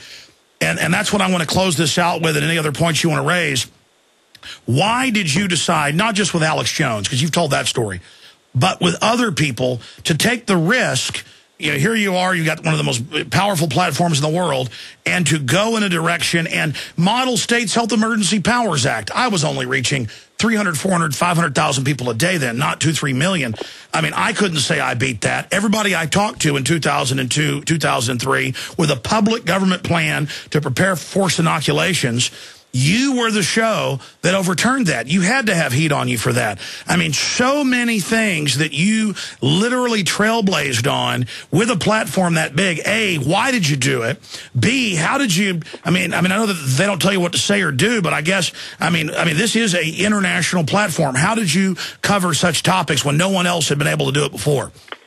I realized, Alex, that it was the right thing to do. I had to get to a point where I said, this is more important than money.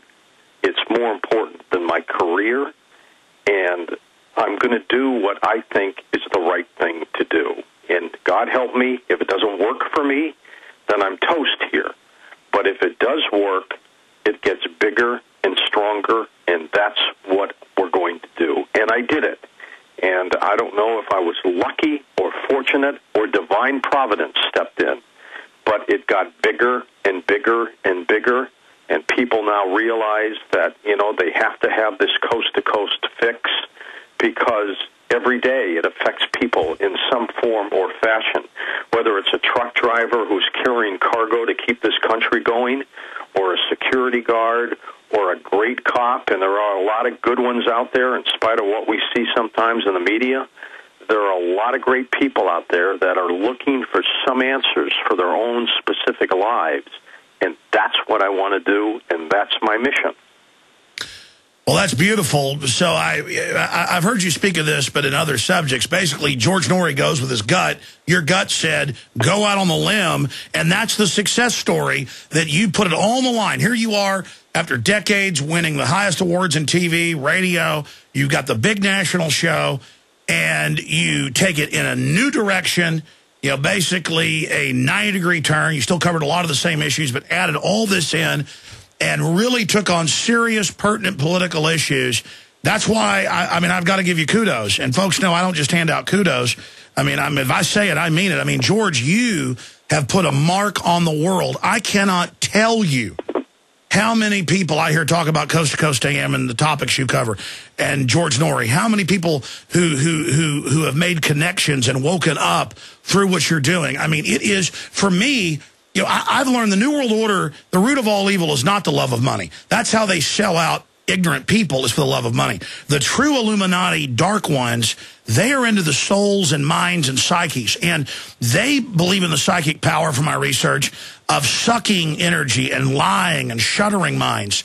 But as your book, and as your name means, Worker in the Light, one of your last books, the power of unlocking minds, that's my gold. That's my treasure. That's what I seek. And I think we are on the same wavelength. Correct me if I'm wrong. You get a thrill out of speaking truth and unlocking minds. I do. And I just love the fact that we can help people as we do it. And to me, it's worth it. You know, Alex, I hate money. I can't stand it. But whatever I do make, I help people that I care about, whether it's family members or friends or a lady who calls the show and can't make her mortgage payment. That's what it's all about. That's what we're here for. And I have learned a long time ago that for every good deed you do, it comes back to you by 5 or 10. For every bad deed you do, the same thing happens. So you know what? I'd rather help people than get the other side.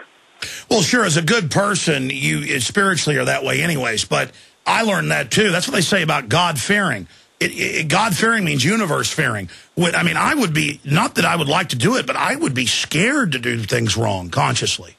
Oh, yeah, absolutely. I mean, it is just unconscionable to me to see other people get hurt by these people, these egomaniacs, these lunatics, these greedy son-of-a-guns who are out there doing what they do. I just don't understand it. I don't understand how the globalists, who have more money than we'll ever need, want more. It just defies logic. Incredible. George, I know you always come on when I drag you on here and then never even plug what you're doing, but tell us about the new book, how folks get us. Tell us about the website. Tell us about the work you're doing, because supporting alternative, truthful media, again, is an example to others who are afraid to tell the truth. George Noory is an example. My show is an example to others. We hit the barbed wire so others can come along later and tell the truth. So it's very important to spread the word and support the work of George Noory. George, tell us again about coasttocoastam.com, your own sites, the books. Give folks a plug. Well, very quickly, coasttocoastam.com, and you got to put the 2 in there. Coasttocoastam.com. That's our main website. You can go up there and become one of our Twitter followers or our Facebook friends, where we'll send you information as often as possible. Our latest book that we have out there now is called Talking to the Dead. It's a great book about people's obsession with communicating with the other side. It's in every major bookstore, but if you want a discount and you can wait a week to get it, go to Amazon.com and enjoy yourself. And everybody, I hope they all have a wonderful holiday, Alex. I'll be live on Thanksgiving night.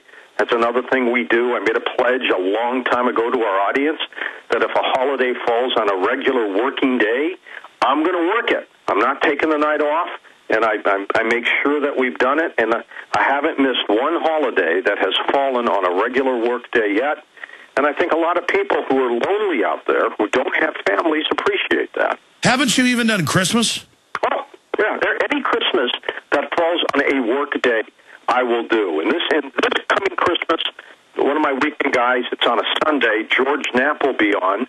So, and I made sure that if he was taken off, because I was prepared to come on, there's no way we're going to do a taped program on a holiday. But the following New Year's Day, January 1st, I'll be live. I'm coming back from vacation that week. I get 3 weeks, I only take 1. I'll be live on January 1st because, again, the pledge is if we're working a regular day and it happens to be a holiday, it's a live show. Well, that was my question I wanted to ask you. But, I mean, right there is the evidence of the passion. I'm the same way. I have to make myself take off just to see my family. The passion of the honor, big, obnoxious hillbilly that I am, to be able to talk to people. The honor to be able to come on your show next Monday night is just incredible.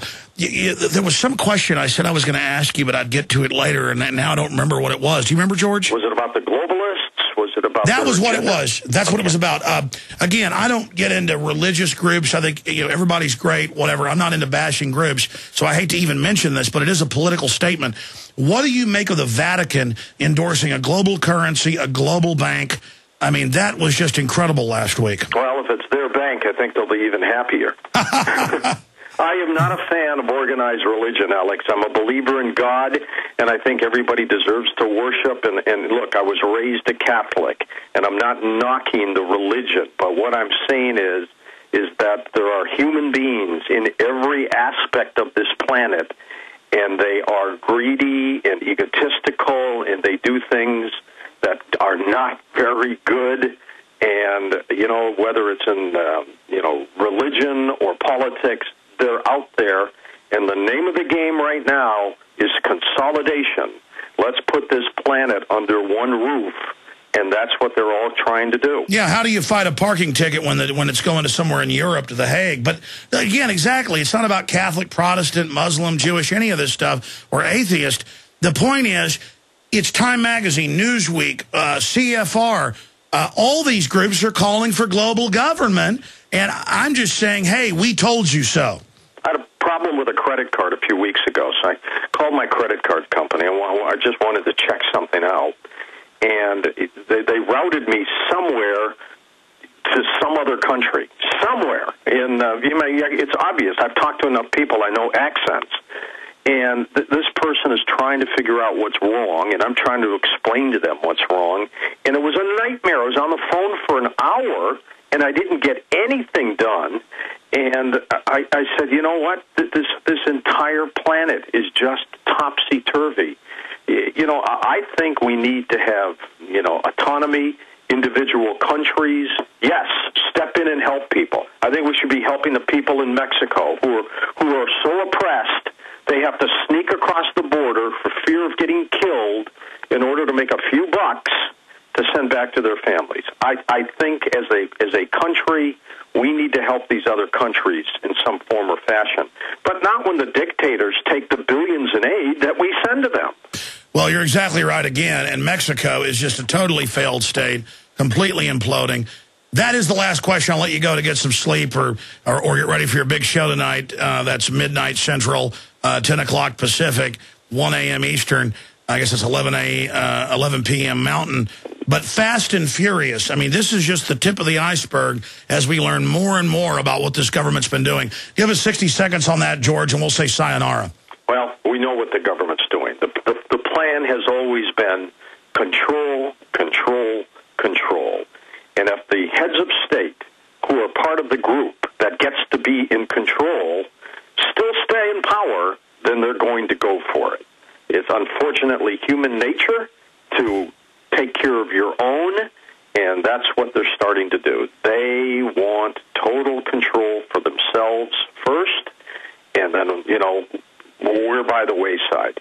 Well, one of the good things about the Alex Jones Show and what we do on Coast to Coast is we keep batting away, and one day, people will stand up and say, enough is enough.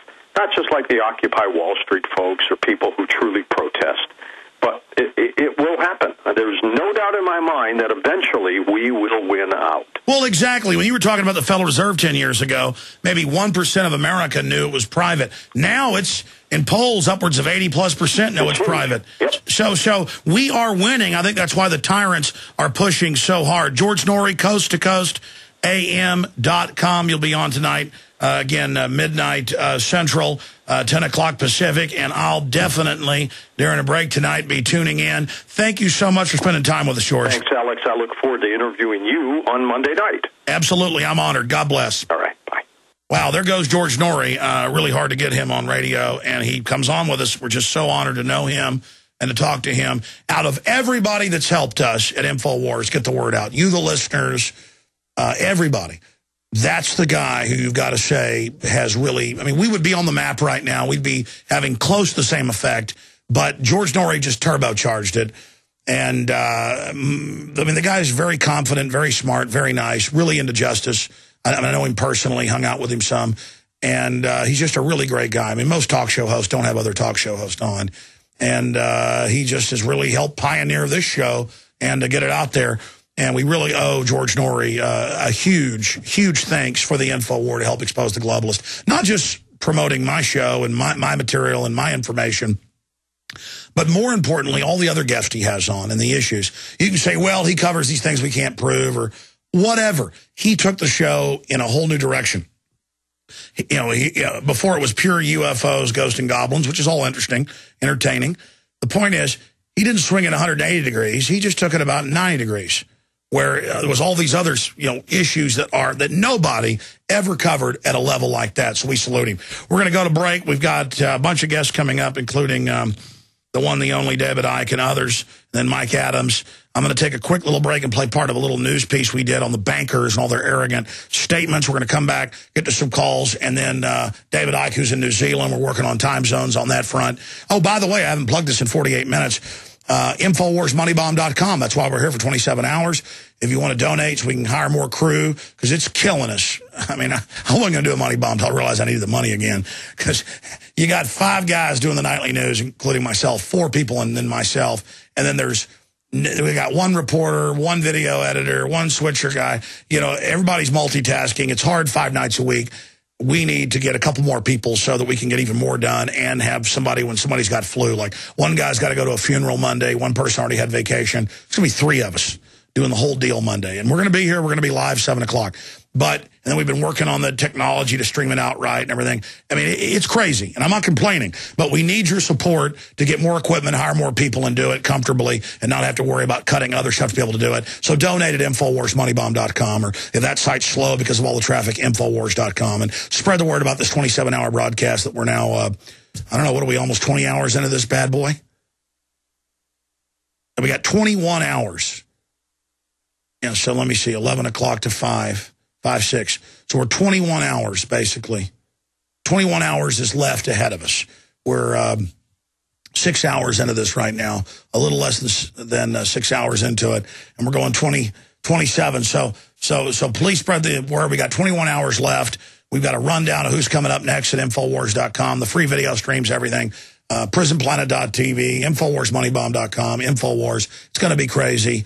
And I, the pot-bellied, pumpkin-headed redneck who loves liberty and hates tyranny, will be here with you. Great job to the crew. We'll be back after this piece on the banksters from the Nightly News a few weeks ago. And then we're going to go to the next information, callers and others. InfoWarsMoneyBomb.com. Be part of it. Stay with us.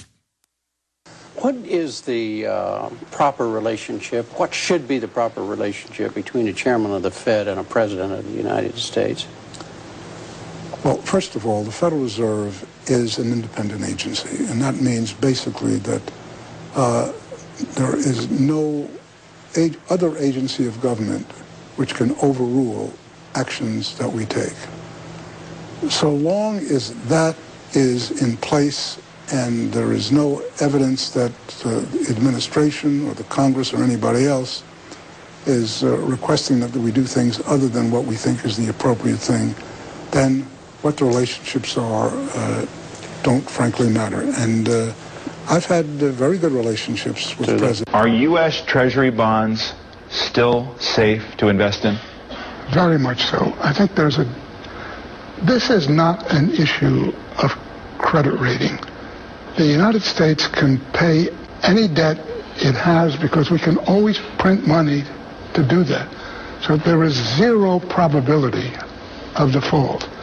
The reason the Federal Reserve was founded a century ago was to try to address the problems arising from financial panics, which did, by the way, occur in an unregulated environment in the 19th century.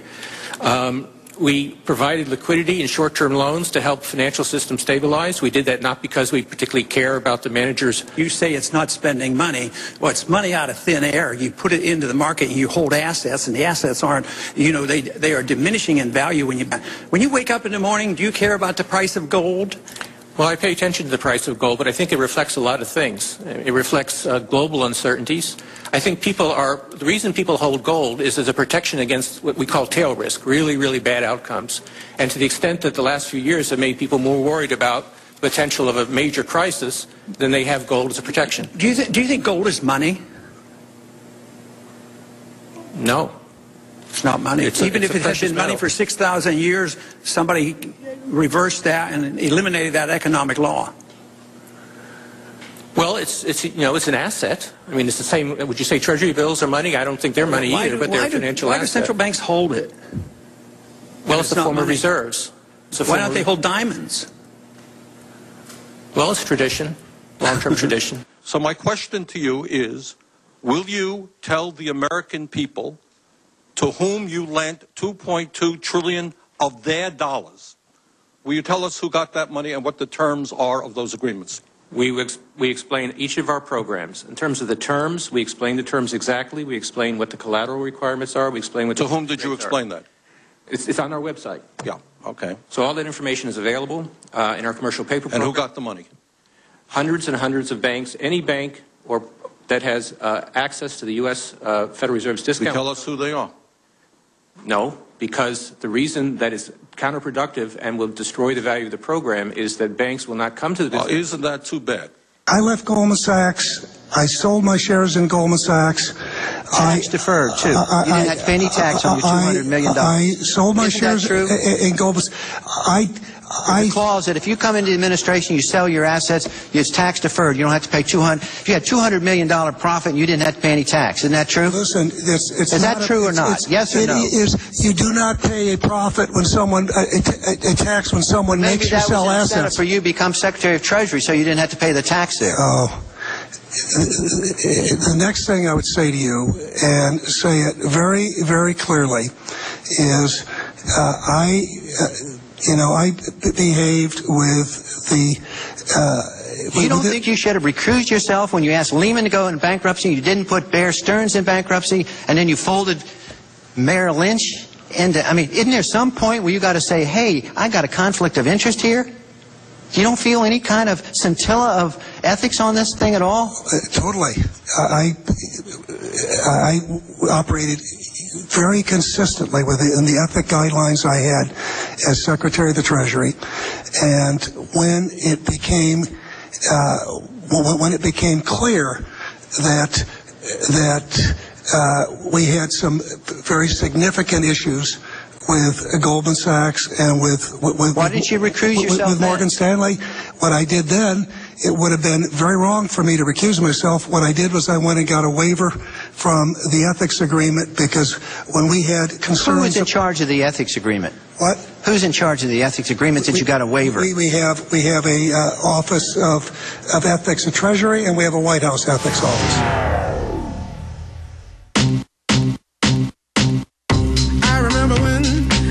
I remember when I lost my mind. There was something so pleasant about that place. Even your emotions have an echo in so much space. Okay, Mike Adams is coming up. David Icke is over in New Zealand, and he always ends up popping in. We're working out some different feeds here. In case David does call in early or on time or a little bit late with Mike Adams, we'll just let him interview Mike Adams. That should be interesting. Or Michael, go to break. I'll come back, interview Icke, and then put Adams back on, because Adams is here to host for a couple hours while I go over there and watercolor and pen and ink and acrylic paint stuff for the auctions that we're doing that are linked up at InfowarsMoneyBomb.com to fund this operation, to buy the new equipment and get some more crew we need hired. And my goal is to get enough subscriptions in the next year to be able to syndicate this thing on TV and not have to do a money bomb next year. That is my goal. But I was looking at the numbers, and this money bomb is needed, so we're doing it. InfowarsMoneyBomb.com. If you want to donate, I also want to thank the great folks over at Cabo Bob's here in Austin, Texas. They're listeners, and the owner over there is a fan of the show. We want to thank them for the great Mexican food. Don over there for the great Mexican food that they provided to the crew. I'm going to try not to tank up on too much of it, though, because I got to go paint. I was supposed to do this days ago, and then I just got so busy with the nightly news and everything else, I never did it. So, and we were going to videotape me doing this, but I don't know what we're going to do now. It's just gotten more and more insane by the minute. But I want to talk to Lance, Julio, Tina, and Zach, who've been holding. And then if Mike wants to open the phones up, I know he's got some guests coming on with some big breaking news. I'm sure he'll take some calls as well. And there'll be some big segments tonight where I do want to take your calls and get calls on with the guest. And plus, I've got to give people an update. We could have Mike do some updates on the amount of donations that have come in at InfowarsMoneyBomb.com. But the issue is we've got 21 hours and 2 minutes left in this extravaganza in the fight against tyranny. And we've got a premiering here. He's done 6 months of research on everything she said, adding all these documents and video clips. And I said, stop, Aaron. It's got to air today. Never before seen or known stuff on Skull and Bones from Charlotte Iserbyt, who had family that was Skull and Bones, her dad and others. That's going to premiere tonight. We've got stuff that's going to premiere with Nick Begich. It's just insane. And I've got some other surprises. Jaron wants to have a chair race around the office. I think we'll iPhone video it, so it'll be next to live, somewhere in the middle hours, the still hours of the night, and then put that up, some fun stuff. I didn't even ask Weldon Henson like last year, but I am undoubtedly not going to sing this year like a demonic tomcat. I'm going to have Weldon Henson, a great singer, come in here and sing. In fact, you heard it, Weldon. He won't be here. He's going to play tonight. We'll make him come after the gig. Yeah, call his butt. I noticed he was all dressed up. So I just had the idea to have Weldon in here. Now he's going to do it. Where's he playing tonight? You want to do a drum solo? I don't know where he's playing. I play the drums on top of my head, just like, all right. Yeah, by the way, guy doing the drums in like Fall of the Republic that sounds so awesome in that intro, just slaying on the drums. Chris in there. Chris, also known as Minion of Jaren. Anyways, I'm just joking. I'm a minion of, you guys have trained me well. They're all Vatican assassins in there, folks. Okay, enough humor. Let's go to Lance in Texas, then Julio, Tina, and Zach, and then we'll bring Mike Adams in here. Go ahead, Lance. Well, if you're this delirious at 5 o'clock in the afternoon, I can't wait till tonight. But I wanted to quickly tell you about walking through or going to the airport, San Francisco, along with DFW. Your slave rape training? Tell us about it, Lance. Yes. Well, I was the only one out of my family wearing the 9/11 was an inside job shirt. My brother got body scanned. My parents refused it, and they both got the pat down, and they were trying to make light of it, oh, this isn't a big deal. Well, then they told my mom she had explosives on her, and she's like, what? This is ridiculous. Yeah, it's all about how you're guilty. Never checking them, though, who have all this predisposed behavior towards criminality. Pretty soon it's like their proctology exam. Soon it'll be cutting your head off. This is no big deal. It's all about getting into your body. Go ahead. Yes, thank you for doing I'm going to order the 100 bumper stickers. I think that's a great idea because we need to get them out there. But well, whatever you do, sir, don't plaster them up everywhere. I mean, look, we're not in trouble with light poles with cameras and microphones listening to us. This is not the time to even engage in mild political action with bumper stickers. This is the time to go along with it. It's not the time to climb billboards everywhere and spray paint Infowars.com on it. Don't you dare do it. Hand in your firearms. Give your money to J.P. Morgan immediately. No way. Hey, I wanted to say two other things. YouTube censorship, I think what they're doing now, I can't even get your uploads. Like when you upload new videos, like I'm blocked from receiving those. So, they may not be censoring them other ways, but that's a way that they could do it that way. You understand what I'm saying? Well, how about we check that the TSA workers aren't terrorists, and they get proctology exams by like a robot. Right. I mean, that's what I said to the TSA. I said, how would I know you're not a terrorist? Alex, real quick. I will double my donation if I can get you to do Marvin the Martian saying, I like Red Man. Oh, dear, I've lost my red man chewing tobacco. I'll have to disintegrate that pesky earth creature. He has Levi Garrett and Red Man Chew. Oh, dear, carcinogenic chewing tobacco. There's nothing I love better. That's great. All right. Your donation has gone from 1 penny to 2 pennies. $50. Hey, you're awesome, sweethearts all. God bless you, Lance. Julio in Illinois, come on down. Alejandro, hold on. I got to take a sip of some fluoride water, if that's okay. Because the government, it's no big deal. Everybody drinks fluoride and has some pot-bellied pedophile grab their genitals in their wife's breast. It happens to everybody in America. America always had microphones in the streetlights. It's all part of the freedom. Americans always ate GMO crops spliced with other insects and animals and pesticides. You're not normal if you don't like it. Don't question it, Julio. Come now. I love fluoride water. Oh, dear, they won't drink the water. Mm-hmm. I went to college. I want to give a shout-out to my friend Tim, who's a big fan of yours, Alex. We went to college at the Police State University known as Western Illinois University, where we had fluoridic acid in our drinking water, which is even better than sodium But fluoride. imagine the psychopaths know that eats your brain and 7-fold increase in cancer, and it's such a sick joke. And then, of course, there's all the other poisons with it, uranium, you name it, just it's for the children. Oh.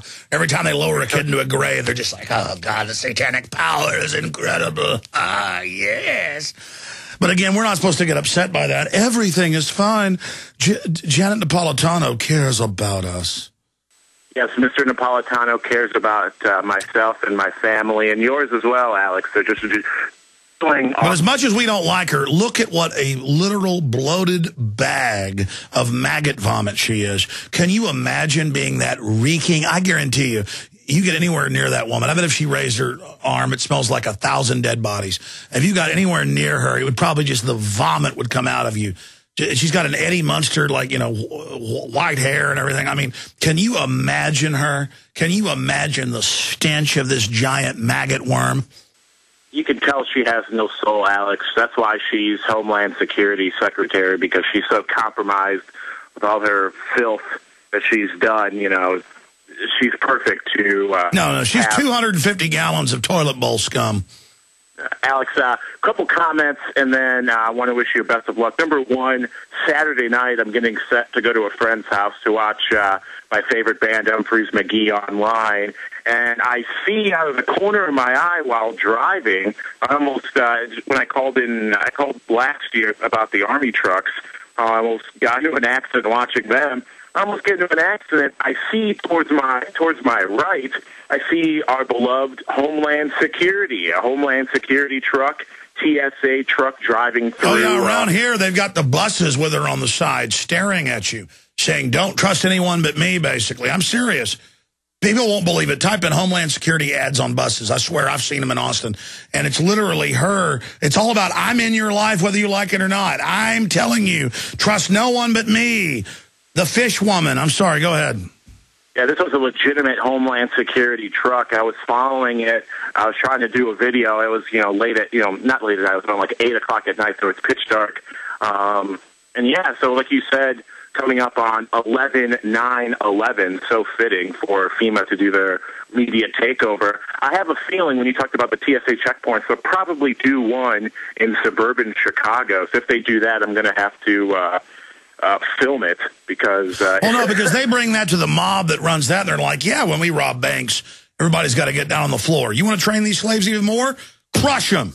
And they sit back and, you like a chicken leg and throw it and, bring me more slaves. I mean, it's all just the attitude of, look at these scum Americans. We'll get their guns. We'll shut down their churches. We'll feed them poison. Right, boss? Nothing can stop us. Yeah, look at the creature we got Napolitano. She does whatever we tell them, and they do it too. Whoever thought Americans were so dumb and put up with it all? It never ends. I'm sorry, Lilio. I'm doing like a Chicago/New York imitation. But I can do a Boss Hogg, too. I'm not bashing Northerners. I tell you what, boy, there's nothing these slaves won't put up with. Ain't that right, Paul? You're going to show them. You're going to learn them. We're going to have pot-bellied pedophiles grope their women and children at TSA for a terror attack we did, boss. Sorry, go ahead. Don't worry. You talked about the evilness of Rick Perry. I mentioned I was going to go last week to see him up in Des Moines. I went with my pal Tim, and you're right. I was going to ask him a question about Bilderberg. I tried to play nice, brought up Texas A&M football to weasel my way, make a slick Rick feel comfortable. But I tell you what, Alex, I felt very uncomfortable next to Rick Perry. I mean, the evilness. No, folks. I don't tell people things unless, it really happened. That's why I admitted that I wanted to get on the flight, was tired, and was just sick of it, and rationalized, well, I'll be able to report on what happens. Go ahead and grope me. People are like, well, how dare you not stand up? I was just honest about it. I'm honest about what happens. And Rick Perry, literally, I've been around him a couple times. He actually sends like a shudder up you like he's a vampire. He really creeps you out when you're in person with him. He came over to my table once to leer at me like he was like a vampire or something. I'm sorry, go ahead.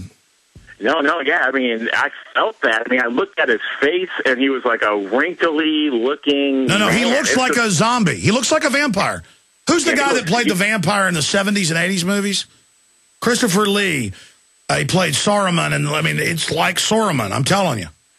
And then quickly, I was going to confront Newt Gingrich on Bohemian Grove. It was a faith and freedom conference. It was like a Christian event. So definitely they were pimping out the evangelical vote, which made me want to vomit being a Christian. But I saw Newt Gingrich. I was very close to ask him about, number one, the Christian conservative values, and then get him on Bohemian Grove. This is a guy who divorced his wife while she was dying of cancer. And told her, hey, I got a new wife, and then divorced her. But that's a side issue. People get divorced. The thing is, he's for carbon taxes. He wrote the foreword to the Toffler book calling for world government. He is a sack of crap. I'm sorry, go ahead. No, yeah, he looks like a sad, depressed man. I mean, I looked at his eyes, and he looked awful. All these politicians, except for Ron Paul, I mean, you can tell once you're awake. If you see them in person and you look into their eyes, you can tell they're just sad. Yeah, with Ron Paul, souls. it's the opposite. He's a machine. What is he, 76 now? I mean, Ron Paul is a machine, and he is old.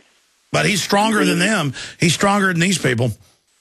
You showed that Darren McBreen piece on propaganda and stuff like that, and media manipulation, studying broadcasting at school, and having you wake me up along with others. It's so easy to pick up media spin these days, and so easy to see. Here's an example. Here's an example. They had an article off KXAN yesterday I didn't get to about the first body scanner going at Austin Bergstrom right down the road from me. And it said Abdul Muhammad. In fact, go see if, dude's already left for the day. He's going on vacation. But they gave me that article last night. It was at KXAN, first body scanners go in. And it's like Abdul Muhammad is the first to go through it. They picked a Muslim to interview so people reading that article and seeing the TV show, there's a newscast, think, oh, it's for the Muslims. Of course, they use that stereotype to sell it to the public. I mean, and again, you read that, and it's like these reporters think it's cute to be deceptive. They're told, you want to move up here at this operation, you need to learn how to deceive people. And so, but it was more like, go ahead and do a positive piece on this. And then they creatively figure out how to be positive for the naked body scanners for Michael Chertoff. And then they go out of all the people flying and pick a Muslim guy named Muhammad so they probably interviewed 50 people so they could say, see, a Muslim is going through the scanner. And he doesn't mind it. It's just pure crap. I appreciate your call, Julio.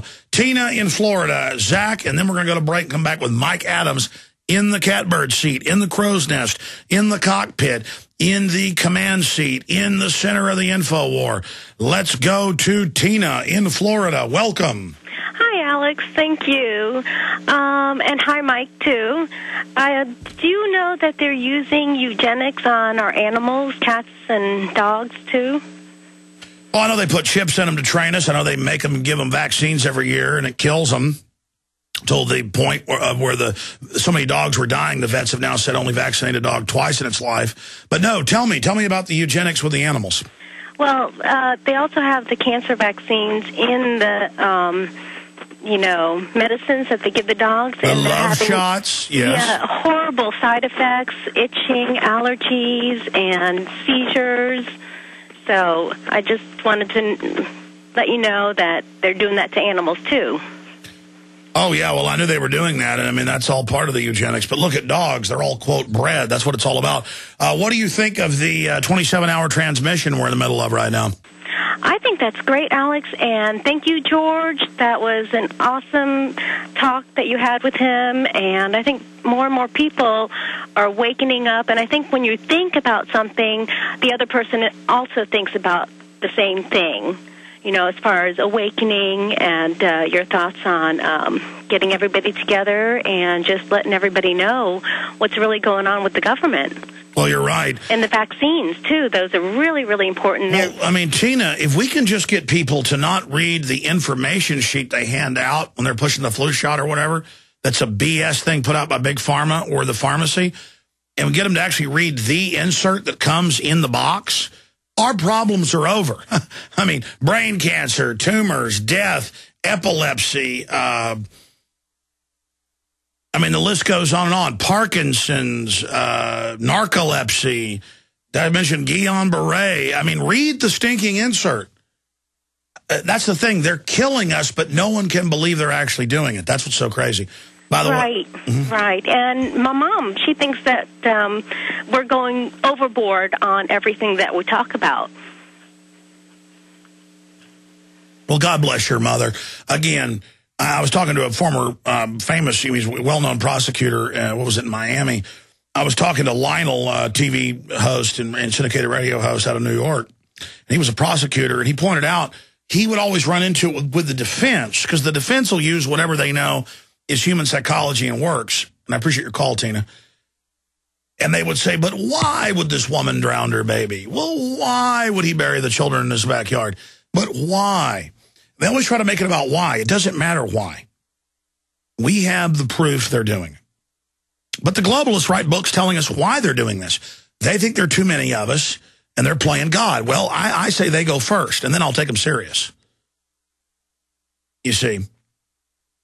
And we've actually documented why. But still, when you're talking to somebody who's not a murderer, who's not a control freak, somebody like me, I never get tired of tasty food, fishing, laying out in the sun, lifting weights, hanging out with my family, working.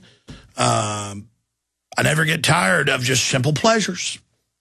I mean, I could never get tired of, I don't even do it anymore, of getting a cigar at about 10 o'clock at night when you're home and just getting a beer, a glass of wine, firing that cigar up, and sitting back and relaxing. I mean, who are these rich people and powerful people who want more? You want more than a chili relleno? You want more than a beer? You want more than a beautiful woman? More? Like, I want more. Let me beat myself in the head with a hammer.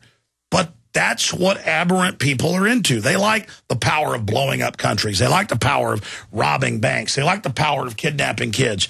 They're screwed up. And those of us that aren't aberrant, I mean, we still get angry and still have problems and still think bad things, whatever. But we're guilty about it. When I get mad at somebody and imagine punching them in the nose, I'm literally like, that's not right. You shouldn't be like that. The point is, these evil people are into not feeling bad, not having a conscience, not having a governor psychologically in them. And those of us that aren't evil, who aren't inherently lovers of evil, all of us are evil to a certain extent. We're also good to a certain extent. We're mixed. We're complex creatures. We can't imagine people want to do this. I mean, that's what psychologists, police always say when they find a tank full of 5 dead kids, in somebody's refrigerator. And it's like, why? The cops will ask the guy, well, they're taking him to jail, why the hell did you do this? Why grab 5-year-olds off the street and torture them? Why are you asking why? It's a psychopath. Stop being naive. Stop thinking bad things can't happen just because you wouldn't do them, okay? I mean, I don't know why. When I was like 11 years old, I got off the school bus, and some older kids came over and said, you want to play baseball? And I said, yeah. And I went and got my baseball bat and my mitt, and I walked down to the woods where they beat me up for an hour. And it's like, why? Because they're little cowardly people who are 4 or 5 years older who want to beat somebody up. It doesn't matter. I'm not a vindictive person, but I happen to run into most of them in the next few years. And you know what? Some of them aren't the same today, and I'm not proud of that, by the way. But the point is that we need people to stop being so childlike. We need people to stop being so naive. When I was a child, I was a child. But as I became a man, I gave up the things of a child. And I've certainly taken on the things of a man, the good, the bad, and the ugly. Why do men do what they do? I didn't know why men did what they did when I was a little kid. Now I understand it. I don't know why. It's what we do. You know what I mean? The good, the bad, and the ugly. But when I was a child, I was a child. But when I became a man, I gave up the things of a child. And you need to stop being childlike, folks. That's the key to defeating the globalists. Mike Adams is coming up. We're going to go to this piece here. What's the piece we're going to before we come back with Adams? Oh, Zach in Houston. Go ahead, Zach. I'm sorry. I didn't see you there. Sorry. I apologize. Go ahead. Alexander, I got a money bomb word route for you. Okay.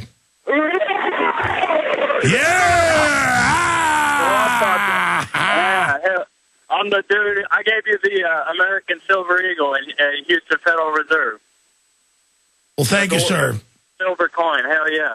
Hey, congratulations and thanks for waking us all up. I've burned over 5,000 DVDs since 2008 of your stuff, and I'm just happy to be a donor to the Money Bomb. I donate to Ron Paul. Last year I threw you $800. I do AC. I scrapped all my scrap metal, and you got it all, brother, and we get it all, you know? No, wait a minute. I want you to spend your scrap metal money on making copies of my DVDs and giving them to people, but don't save your scrap metal to give it to us here, because then I'll feel guilty when I order the crew food or something, because I'll be realizing people are giving everything they got so we can sit around and eat pizza here, but I like to take care of the crew, but I mean, listen, going back to this, the power of you, Zach, the power of you making thousands of DVDs of my films and giving them out, that's innumerable. And here's the problem. They're coming out with new DVD players and computers where if it's not stamped by a company, it won't even work. As if you have something pirated just because you copied something. Again, they're scared. Everything's being built in with spy systems. So, folks, use the Internet. I got one more. No, I'm going to let you finish. But, folks, use the Internet, use the DVDs, use everything while we still got it. We probably aren't always going to have it. FEMA, in 6 days, is practicing a total takeover of all the media. Go ahead. Sorry. No, I wanted to call in the other day, but I was working and believe me, I make plenty on the air conditioning. The scrap metal is just lining you up. No, I went in there and I wanted to call you when you asked about what's our take on Fast and Furious, and no one will call and bring up the topic.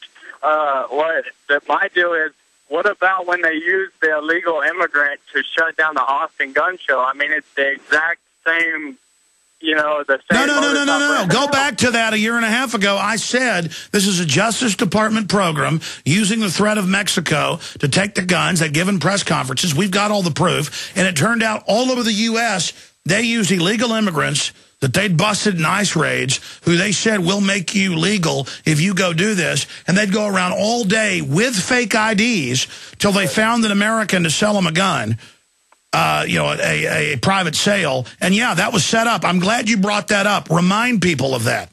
Exactly. Well, I'll let you get off here so you can get on with it. No, but go back to the time. Go back to the time that happened. What do you mean? Sorry. No, tell the rest of the story for folks that forgot. Oh, yeah. They sent there was a private buy, which is perfectly legal to happen at a gun show in Austin. They sent in a undercover agent, but it was a Mexican national and illegal that was here and had been apprehended before. And they gave him, he had a legal Texas identification card. And he went in, presented it. The guy did everything legally and lawfully. He said, hey, you'll go into a gun show, some guy will just sell you a gun, won't ask for nothing. And that's fine. But then this guy said, no, I want to see your ID, because he was probably kind of suspicious. The guy gives him the ID. He writes down the info. It's Texas. It's valid. It's in date.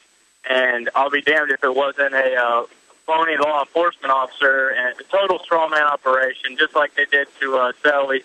And it's disgusting the way they want to do this. That's why everybody needs to arm themselves to the teeth, in my opinion. No, we have a criminal government that is doing this with Mexico to get our guns so that this piece of trash can have our weapons. And we've got to just get the word out. These are crooks, and stop.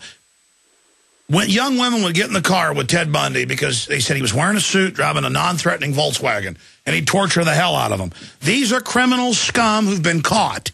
They need to go to prison. They're illegitimate. I appreciate you, Zach. God bless you.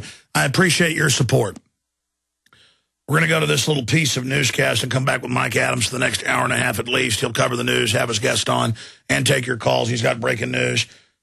Hey, no rest for the hillbilly, though. I'm going to get out there, and I'm going to go over some of this news when I get back. And then David Icke was saying, I want to be on at 8 o'clock New Zealand time, and then it was 10 o'clock New Zealand time, so he'll probably be on later. He's been late before and gotten time zones screwed up. Who couldn't? He's on, he's 10,000 whatever miles away or whatever, or more. New Zealand's on the total other side. Is that 12,000 miles? I forget. He's on the other side of the globe. We're working on that. We got Gerald Celente coming up a lot more, but Mike Adams is coming in here after this break, and then I'll continue with your phone calls and a lot more and a lot of news. So that's all coming up. It's InfoWarsMoneybomb.com. Bare minimum, spread the word about the free video links at Infowars.com or InfoWarsMoneybomb.com or PrisonPlanet.tv. And donate. I want to thank folks that have donated. Thank you so much. With that $100,000 plus that's come in, we can hire a couple crew members and buy some of the equipment we need, but we need to raise the $500,000 to really kick it into high gear. Or I can burn through the little bit of reserves we've got. Everything's going to hell in a handbasket. Whatever. Point is, it's your voluntary right to give to this if you believe in it. InfoWarsMoneyBomb.com. We'll be back with Mike Adams, the Health Ranger of NaturalNews.com. Stay with us. Is this the first time you've ever seen the mural? No, I'm actually, I live here, so I come through and check it out every now and then. I've taken pictures. I read about it online, looked it up. What do you think it means? I can only tell you what I read. Basically, it seems like there's a soldier cutting through the dove of peace, and his sword is an Arabian sword. I'm not sure about the women and the angel type things. And the towers here, very familiar to a lot of people. Kind of look like 911 towers. So, I can see that. I don't know, strange thing to have in this airport. What are your thoughts when you see something like this? I think it's very well done. It's impactful. Color scheme's great. Theme seems a little austere for an airport, but... You don't think there's a nefarious hidden agenda, hidden meaning behind it or anything like that? Yeah, I don't know. I've heard that theory a lot. Maybe, the underground prisons under Denver or DIA, all that stuff. Could be. I'm a little skeptical. So this is the first time you've ever seen this mural? Yeah, the first time I've ever seen it. Let's take a look. I mean, what are your thoughts when you look at something like that? Do you think it's kind of an odd mural to be put in an airport? Or? Not necessarily. I think it explains a lot. Okay, such as? Such as just, America and everything else. There's a lot going on in the world right now, and it pretty much shows what's going on. There's a night, he's taking care of things. There's people that are suffering, and he looks like he's taking over and taking care of it. So he's like a protector, you think? I think he's a protector, you're wearing a gas mask and you have a sword in your hand. What else are you doing? Is this the first time you've ever seen the mural? Yes, it is. I've seen it on the internet before. So, all right, so you've seen it on the internet, and I saw you turn the corner, you're like, oh my God, here it is. So, all right, so what are your thoughts on it? I've heard some theories where there's like an underground facility in this airport. It's just like really dark and kind of scary looking. It is a little creepy looking, yeah. Machine gun wielding. And the crying innocence in the background. Yeah, it's kind of creepy. Fleeing? That's real creepy. Oh, it's just, this is kind of sad, obviously. A kid who died in Auschwitz, 14 years old. Yeah. That, basically their childhood was taken away from them through everything they went through, it looks like. They hate enemies, they hope that one day they'll be able to wake up and laugh again. It's sad that there's people out there that think like that. Some people say it's put here to kind of distract people from what really goes on in DIA. Don't you think it's an odd place to put a mural like this in an international airport? It's kind of weird, isn't it? It is. If you wanted to send a message to someone, it's kind of the best place. So do you think this is more of an artistic endeavor, with the symbolism and everything? This guy kind of looks like a Nazi, but is there any hidden meanings? A dark hidden meaning, or is this more kind of a artistic piece, I'm not someone who looks at things in a dark, hidden type of way, so to me, I don't look at it like that. The most disturbing piece of this whole thing is just that. That's what gets me the most. What about the rumors that there's a whole underground type of bunker here? Have you heard those as well? Those? Do you think there's any truth to that? Definitely possible. More possible than what they give you on the news. It looks funny the way that you can see when you're coming in. You can see that there's construction's been over for years here, but there's construction everywhere, all over, going on the grounds of the airport. Continuous construction at all constantly, times. And you can see them actually working up, because once it's a hill and it'll have a road that goes around it, and you come back a year later and there's two roads because the hill's kind of moved up, as if the hills are expanding upwards. Yeah. You think it's an odd place to have a mural like this in an international airport? Absolutely. I don't know what its place is here or why it's here. It's definitely not something you expect to see walking through an airport, though. I hear you.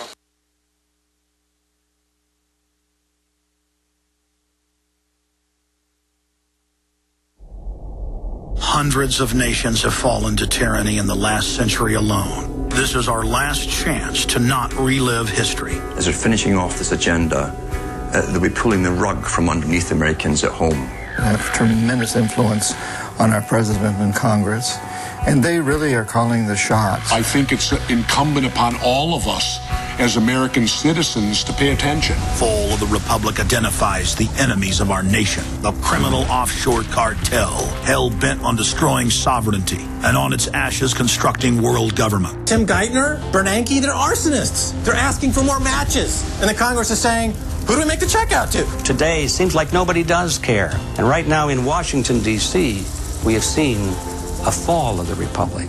Get your copy of Fall of the Republic on DVD at Infowars.com or watch it online right now in super high quality at PrisonPlanet.tv.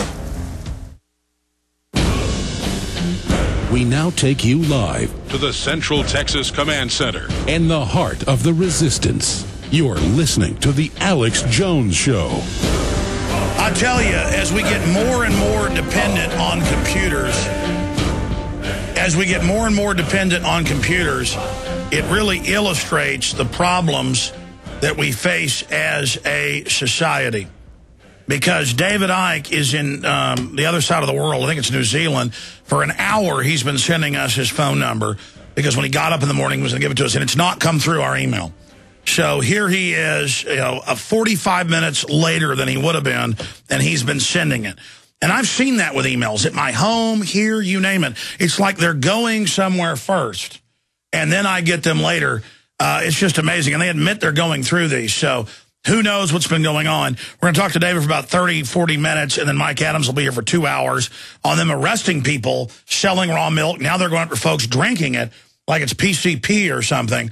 They've got to destroy it first. Mike, you're going to be back in about 30, 40 minutes after we talk to David Icke, who, thank God, came through. His emails finally, 3 of them just bloop, came through. We can see the timestamps that they were held up, I guess, from the other side of the world. It used to took a year to get a letter, so it's not too bad. But something might be going on. Mike Adams, the health ranger, what's coming up when you're filling in for me coming up? All right, well, first of all, big hello to David Icke. It's great that he's on. I just want to give a shout-out to all of the Natural News fans and listeners out there. That I'll be back on right after David Icke, and we have a lot to cover. The raw milk protest that just took place.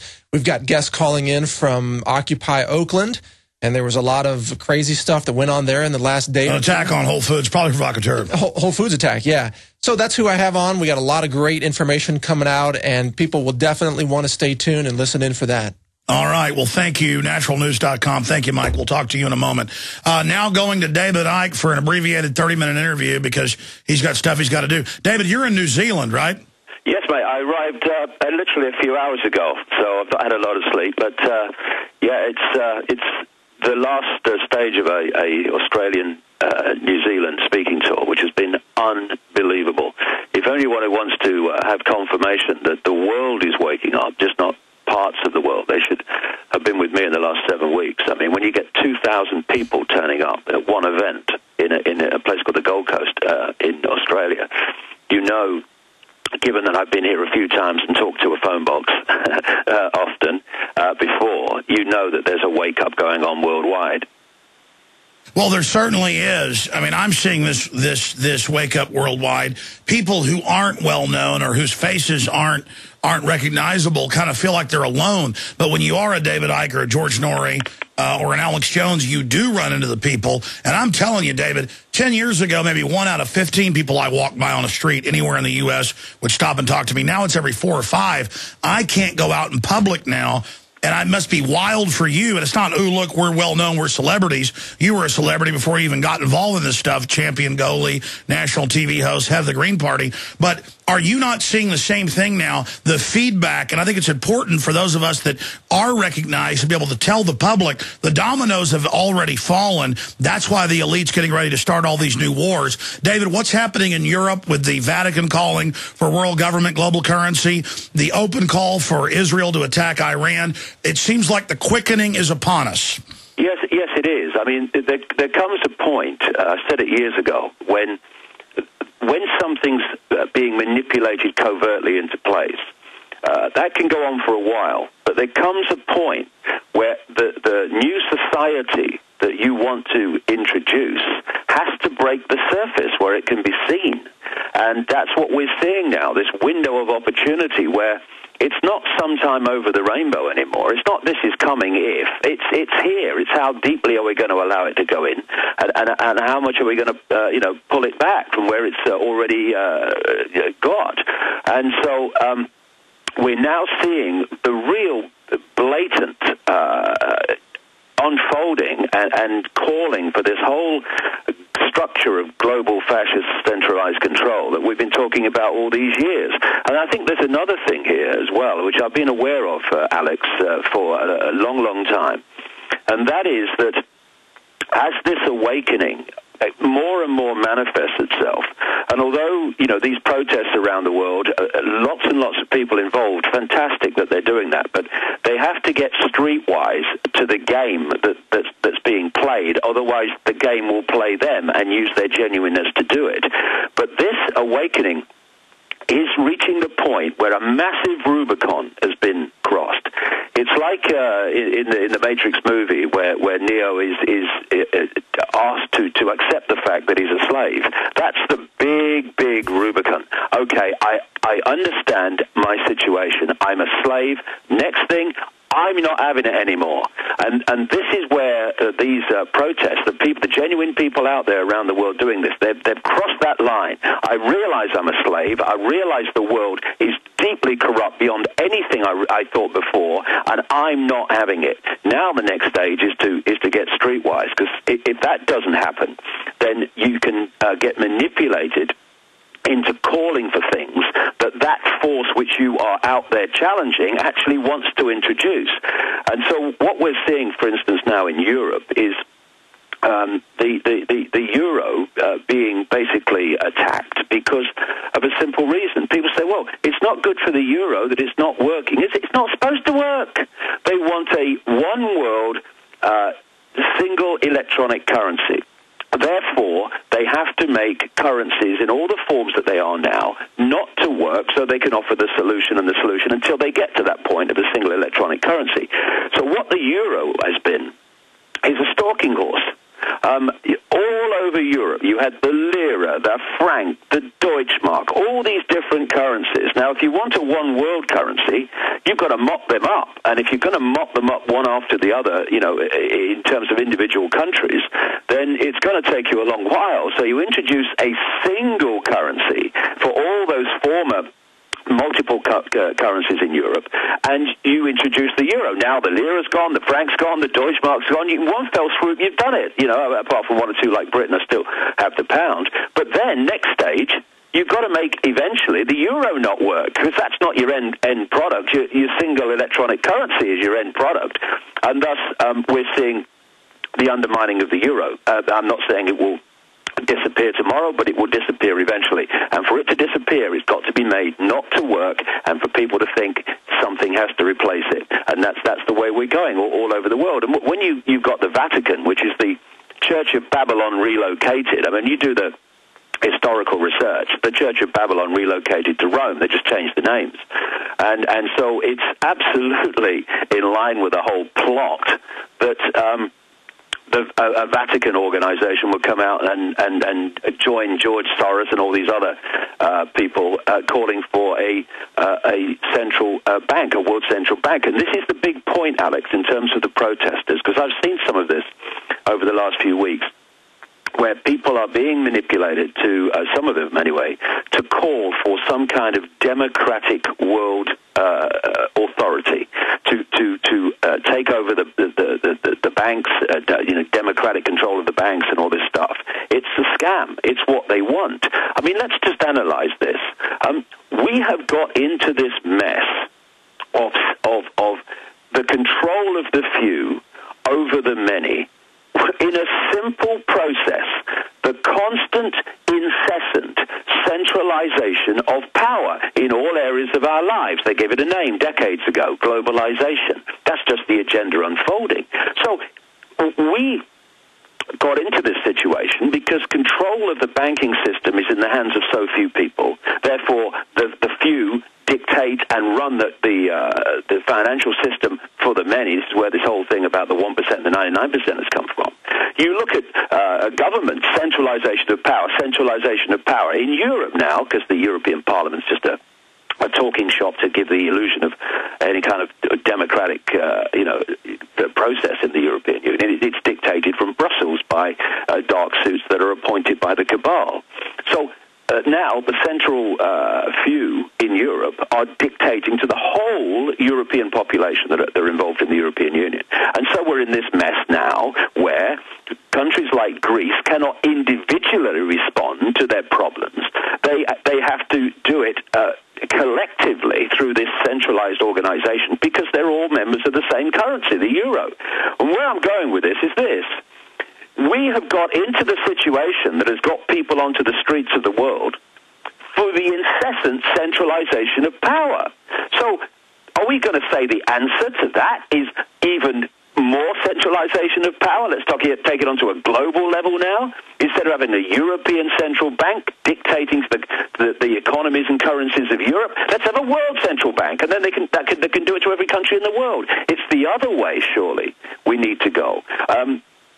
When the cabal has spent centuries and more incessantly centralizing power in the world, it's because it suits them. It's because the more you centralize power, the more power the few have over the many, and the more you centralize power, the more power you then have to centralize even quicker. This is why the speed of globalization, as it's called, has got quicker and quicker and quicker.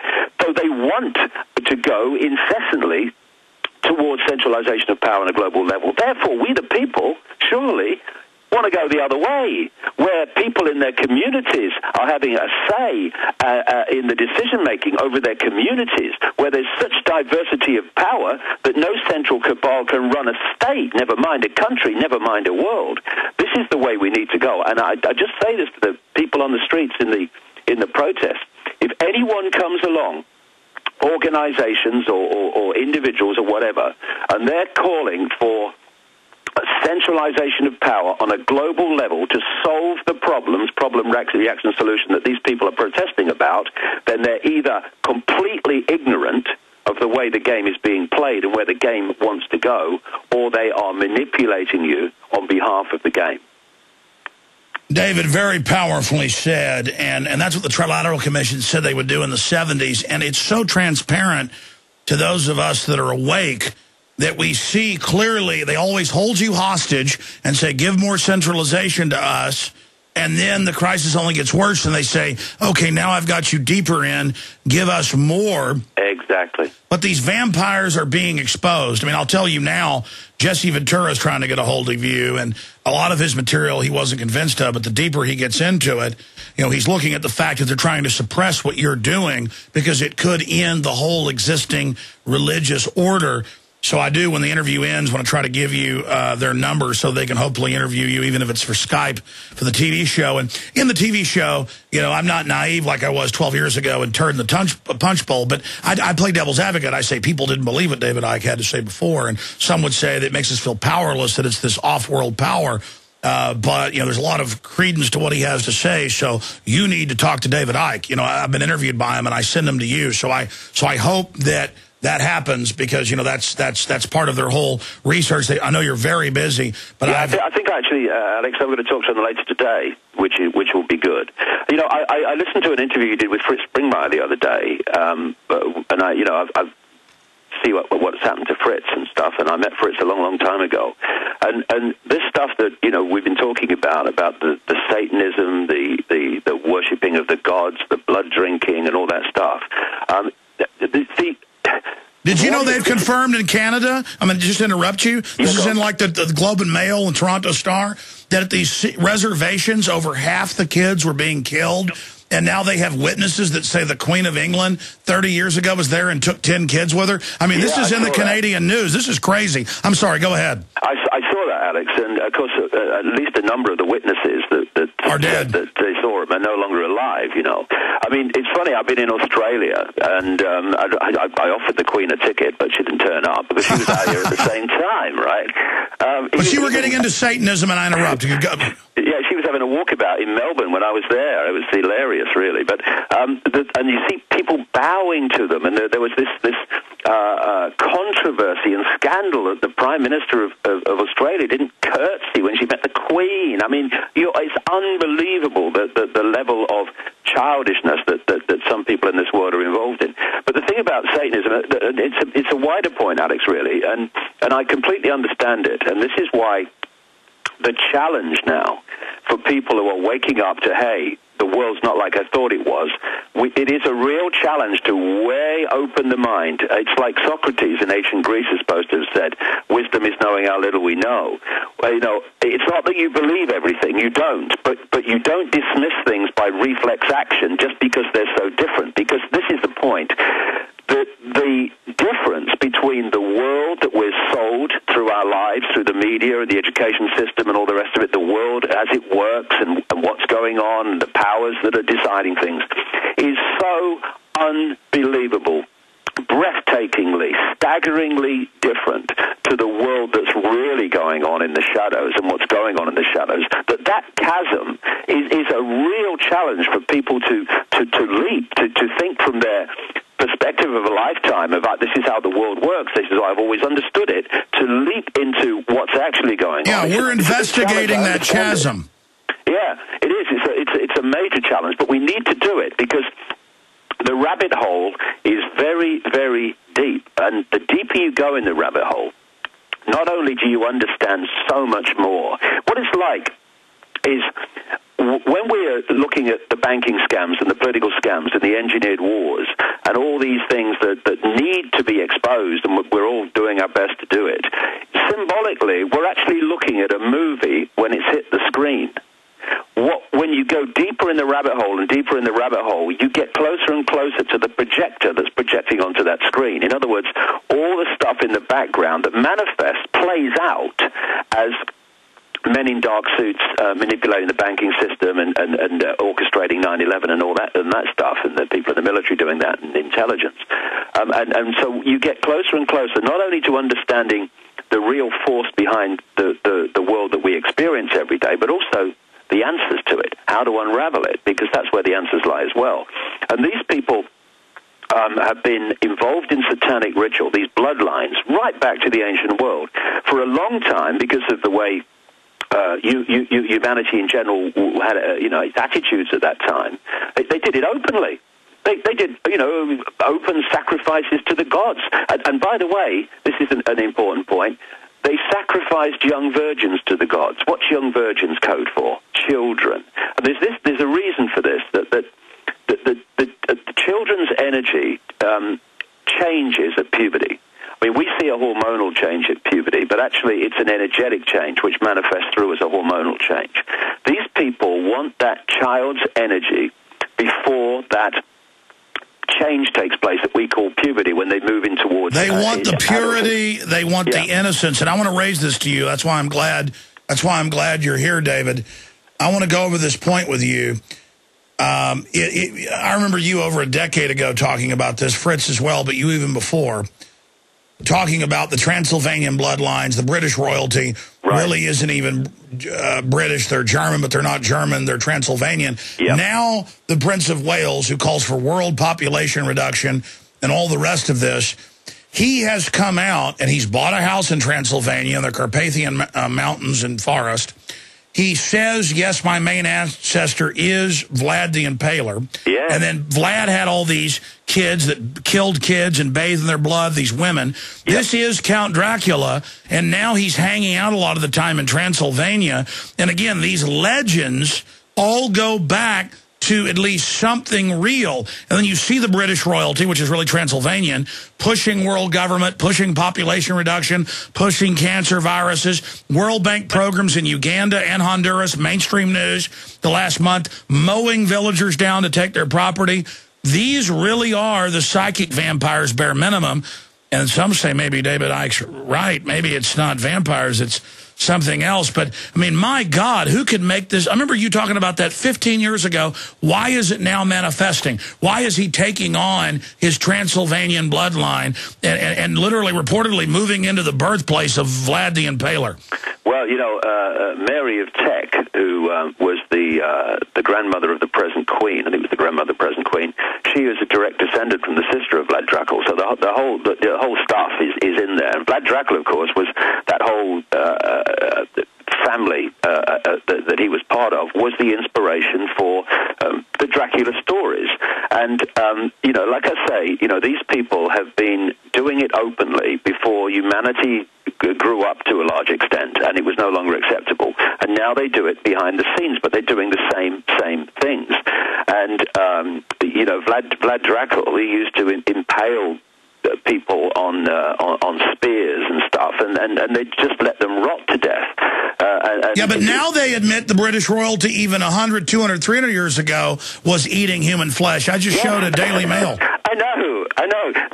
But of course, it's like I said in my latest book. It wasn't hundreds of years ago the last time that the royal family ate human flesh. It was probably a week last Tuesday. You know what I mean? I mean, this is the chasm, Alex, that I was talking about a few minutes ago. The chasm to encompass at least the possibility, and it's more than possibility. This is fact, but at least the possibility that these people that we see on CNN and the BBC and the Queens and the Royal, and that's the other point. Then that's not you made the point now about German and Transylvania, but that's the same of the Spanish royal family, the Danish royal family, the Swedish royal family, the Belgian royal family, the Norwegian royal family. When you look at them, they're like branches of the same bloodline network, and thus they are like chief executive officers placed into countries to run the show on behalf of the cabal. And of course, when we had this resistance to overt, in-your-face royal dictatorship, and what we call politics started to move in and take that over because it was power to the people.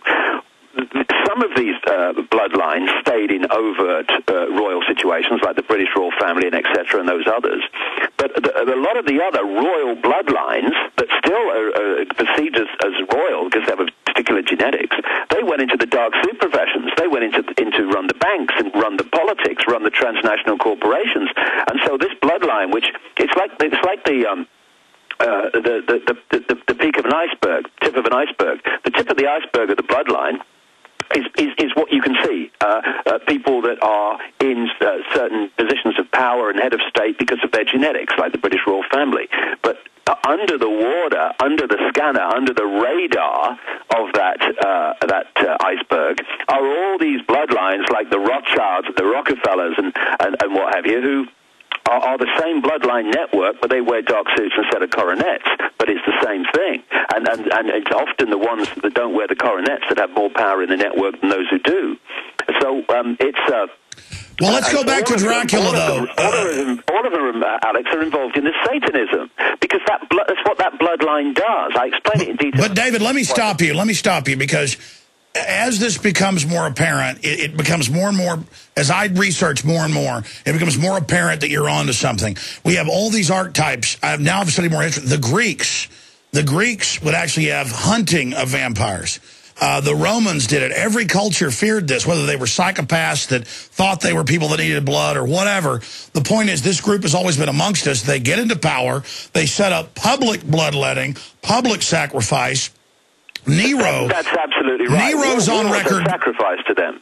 Nero dressed up like a werewolf and would go at public parties and chain down a slave and chew out their throat. That's mainline history. So why? Where is this going? What are they going to do as we awaken? How does it tie into the Satanism? Because whatever's behind it, the point is these people are there. We have the archetypal aristocrat in the tuxedo with the cloak who's really a blood-drinking killer. I mean, what is the legends telling us?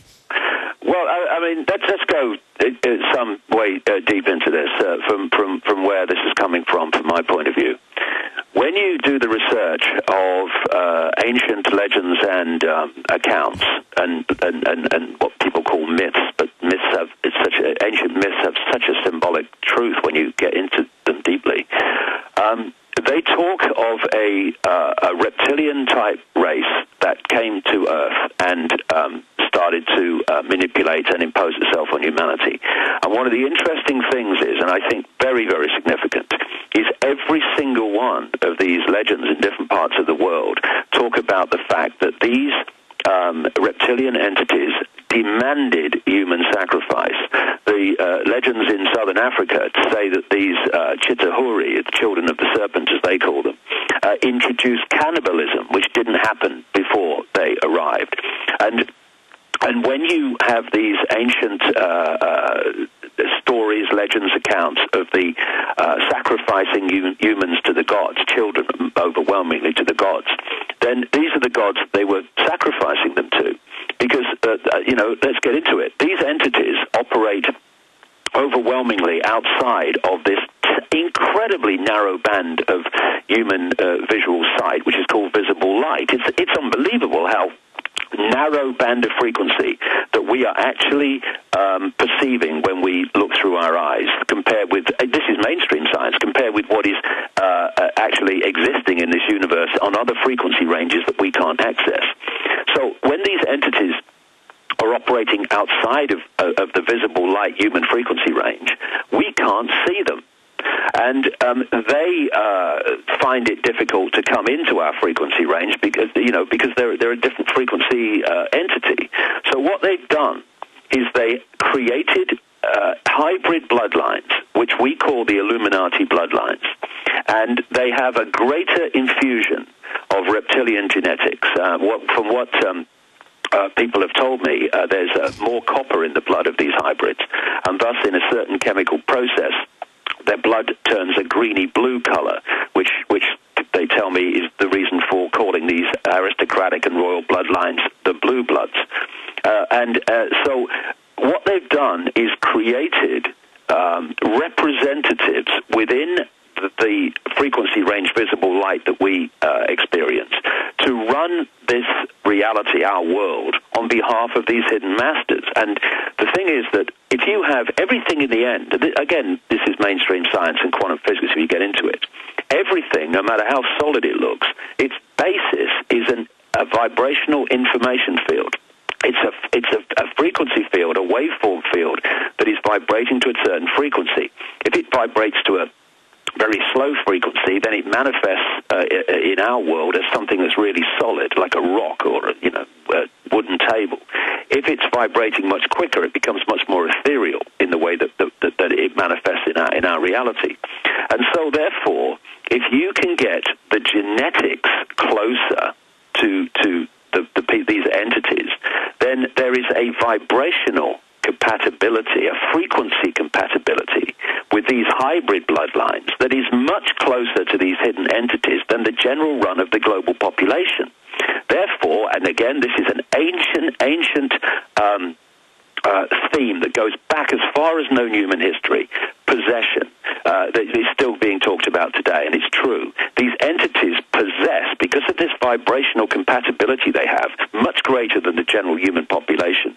They can connect with, and control their mental, what passes for their emotional processes, and therefore... So basically we're like robots for them. All I know is this, David. Yeah, well, just let me say this, Alex, because this will really simplify in a minute what I'm trying to say. You know, when scientists are they're working with material that's too dangerous, so the material goes into a tank, and the scientists stand outside the tank, and they put their arms in the tank through those big long gloves so that they can work with the material while being outside the tank. Yes. If you take that tank to be our world, you take the scientists to be these entities, and you take those gloves to be the Illuminati bloodlines that run the world at the moment, that's the dynamic, that's the relationship between them.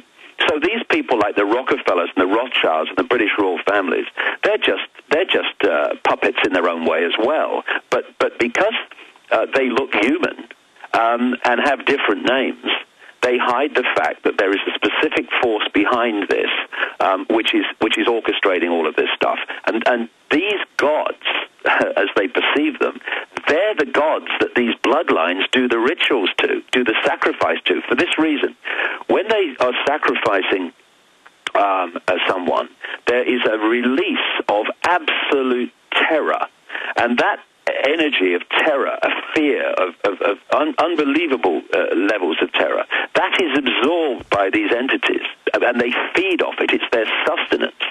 And then at the same time, when this unimaginable level of terror is manifest, a particular adrenaline enters the bloodstream, and the Satanists in human form, shall we say, that are performing the ritual within our world, they then drink the blood with that adrenaline in it, and they get a high, just like the highest drug you can imagine. They go crazy.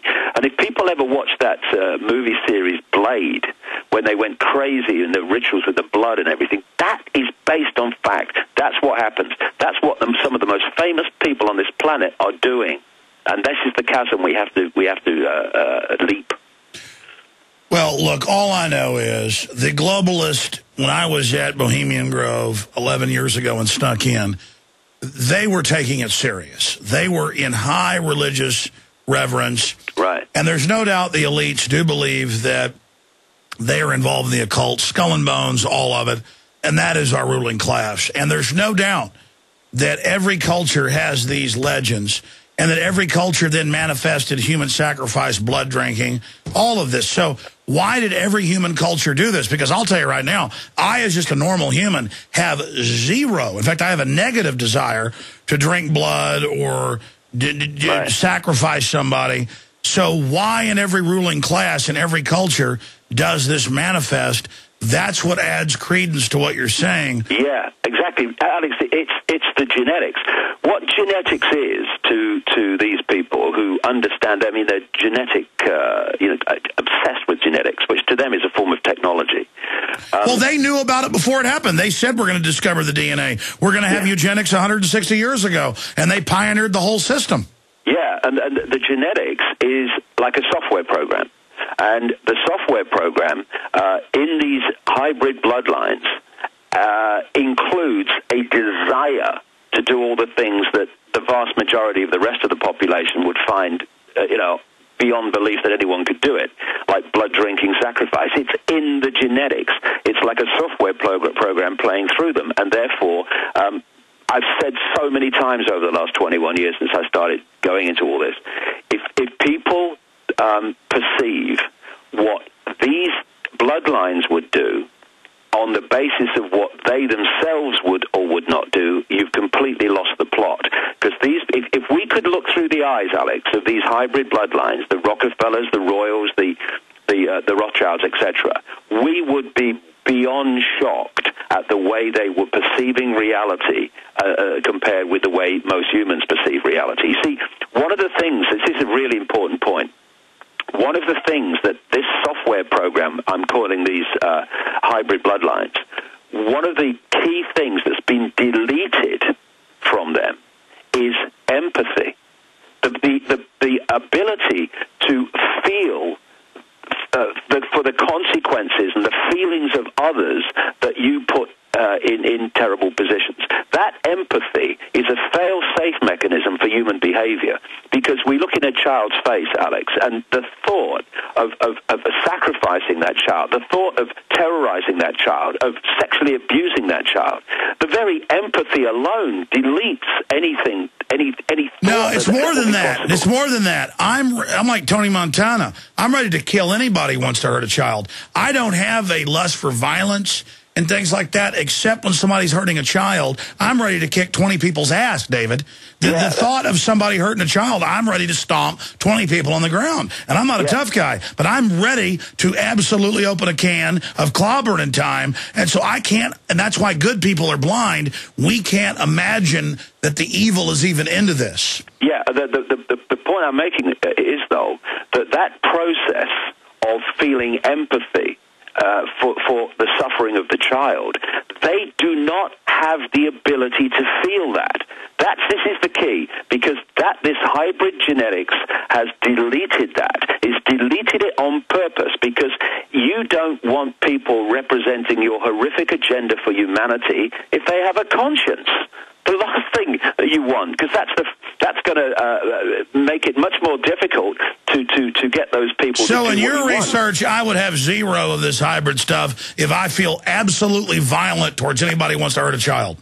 Well, no, what I I would say is, you know, if you have a feeling that you can hurt people, and anybody, I'm not talking about you, I'm talking about in general, hurt people, and not have any feelings for the what they are suffering, what they are feeling as the result of your actions, well, that is a lack of empathy. And this is why pepper bombing Baghdad, pepper bombing Libya, Tripoli, Sirte, full of civilians, killing 2,000 people on 9/11. For the rest of us, the feeling of empathy with their suffering, with their trauma, with it's their overwhelming. horror, it's torture.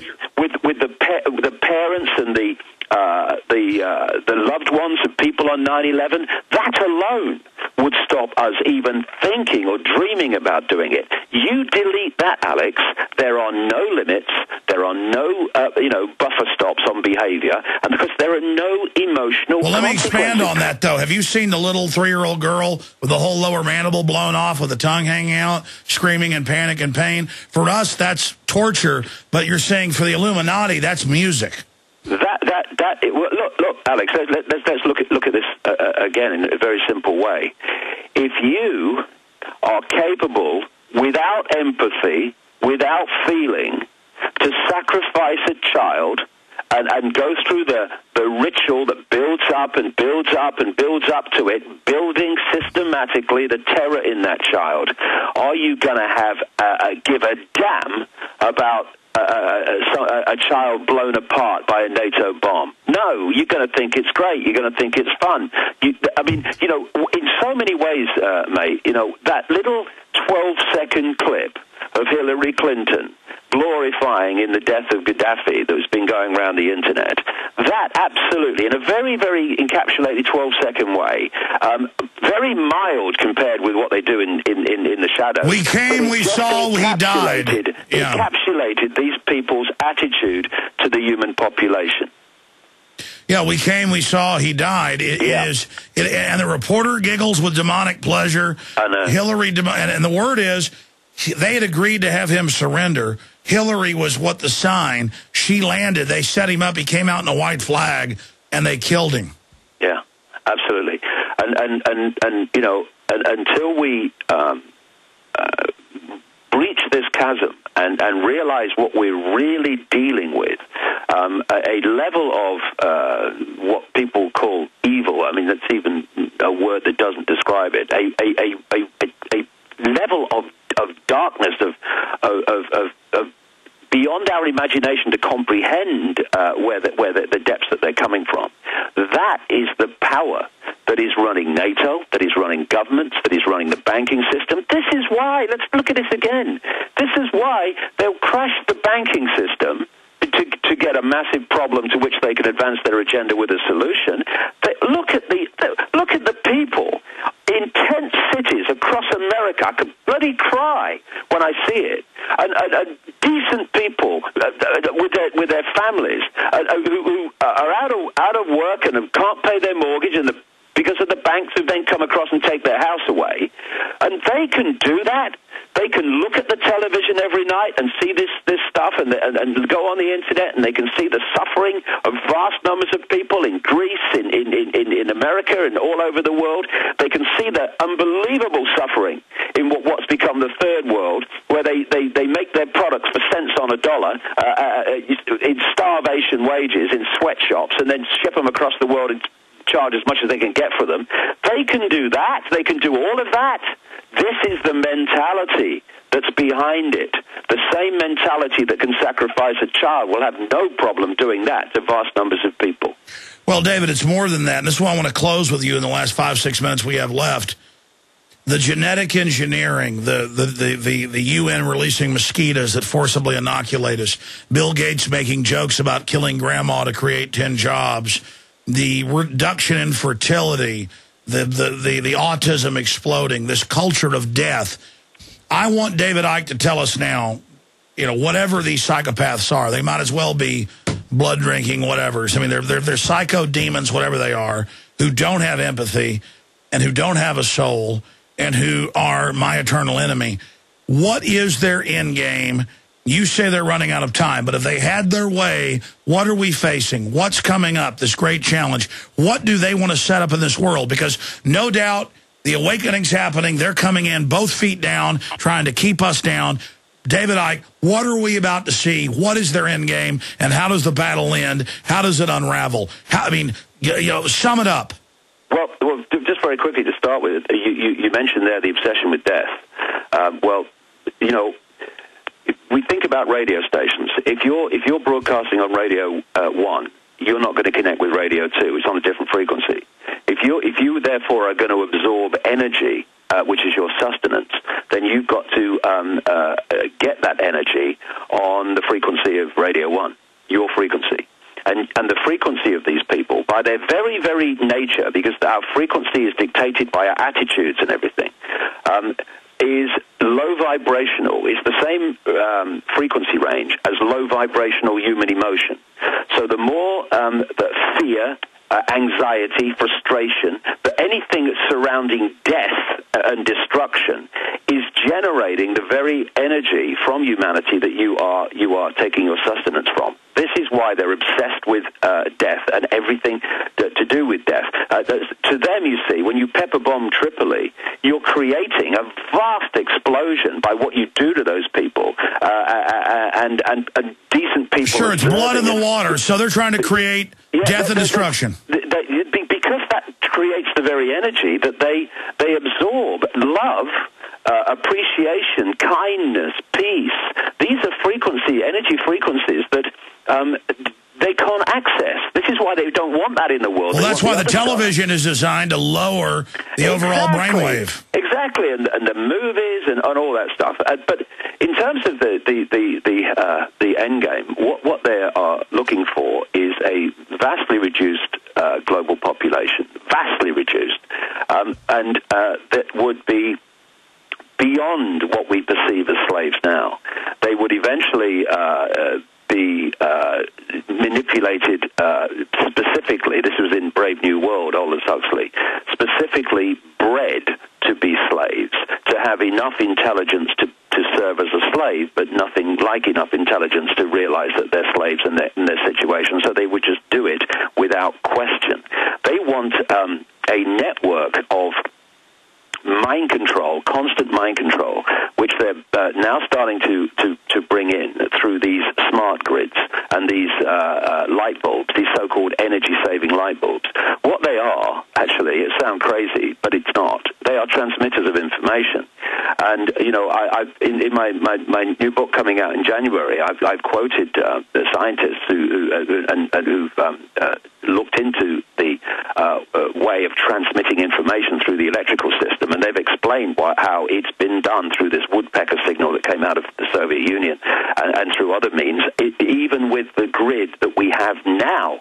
And what the smart grids are with these smart meters, and I've just come from Australia, they're kicking up a fuss there, they're kicking up a fuss about them in California. No, they admit they can cause cancer, so they can beam whatever frequency they want. Exactly. They're in your house, and they admit, it was on the news today, even San Francisco Chronicle, the smart meters can even with an algorithm tell what you're watching on TV. Yes, exactly. And so this smart meter grid, this smart grid, which they want to connect in every country, and then every country connected to a global network, it is a purpose-built surveillance operation so that they, like you quite rightly say, can see the fine detail of your lives through the communications with the operating center. But also, they admit that, by the way. They admit they're putting up nationwide street lights that listen and videotape you. Yeah, exactly. But the key thing beyond that is that they can send information the other way, and through this delivery system, which these light bulbs are a big part of it, they're delivering within the frequency range of human brain activity information which people are designed to decode as their own thoughts and perceptions. It's a mass mind control operation, and so there's so many elements to it. But what they want is this the population, human population, that comes into this world through not even procreation, as Brave New World talked about eventually, but through laboratory means. And where they are produced in batches. And that's why they have to destroy our fertility, so we have to go to them to have them born in a laboratory where they can then put in the Trojan horses as they want, and you actually get a child that looks like you, but it's not even your child. You can see this program, this plan. David, promise me that before the new book comes out in January that you will join us again here on air. But in closing, because I got Mike Adams, waiting to come in here. Yeah, Mike's a great guy. I love his stuff. He's awesome, but I keep you for 10 hours. I would, but and I'm sorry that we didn't get your email till earlier with the phone number, crazy internet stuff. But in closing, all of this, though, to give hope from my gut is because the system is panicking and they have failed and they're scared. Well, this is the key point. You see, I make the very strong difference between what I call consciousness, which is the infinite, eternal self, and what I call mind-body, which is the interface. It's like a computer. It's like people say I'm going on the internet, but we don't go on the internet. The computer does, and we interact. So even if they program us, our soul still knows. Yeah. What I'm saying, what I'm going quickly with this. I know you're running out of time, but it's an important point. We go on the internet through the computer. Now, what if the computer started becoming detached from us sitting at the keyboard, and we were smacking the mouse and smacking the keyboard and nothing was happening, and now the computer is deciding where it's going on the internet and what he thinks of it? That is the dynamic of the human condition.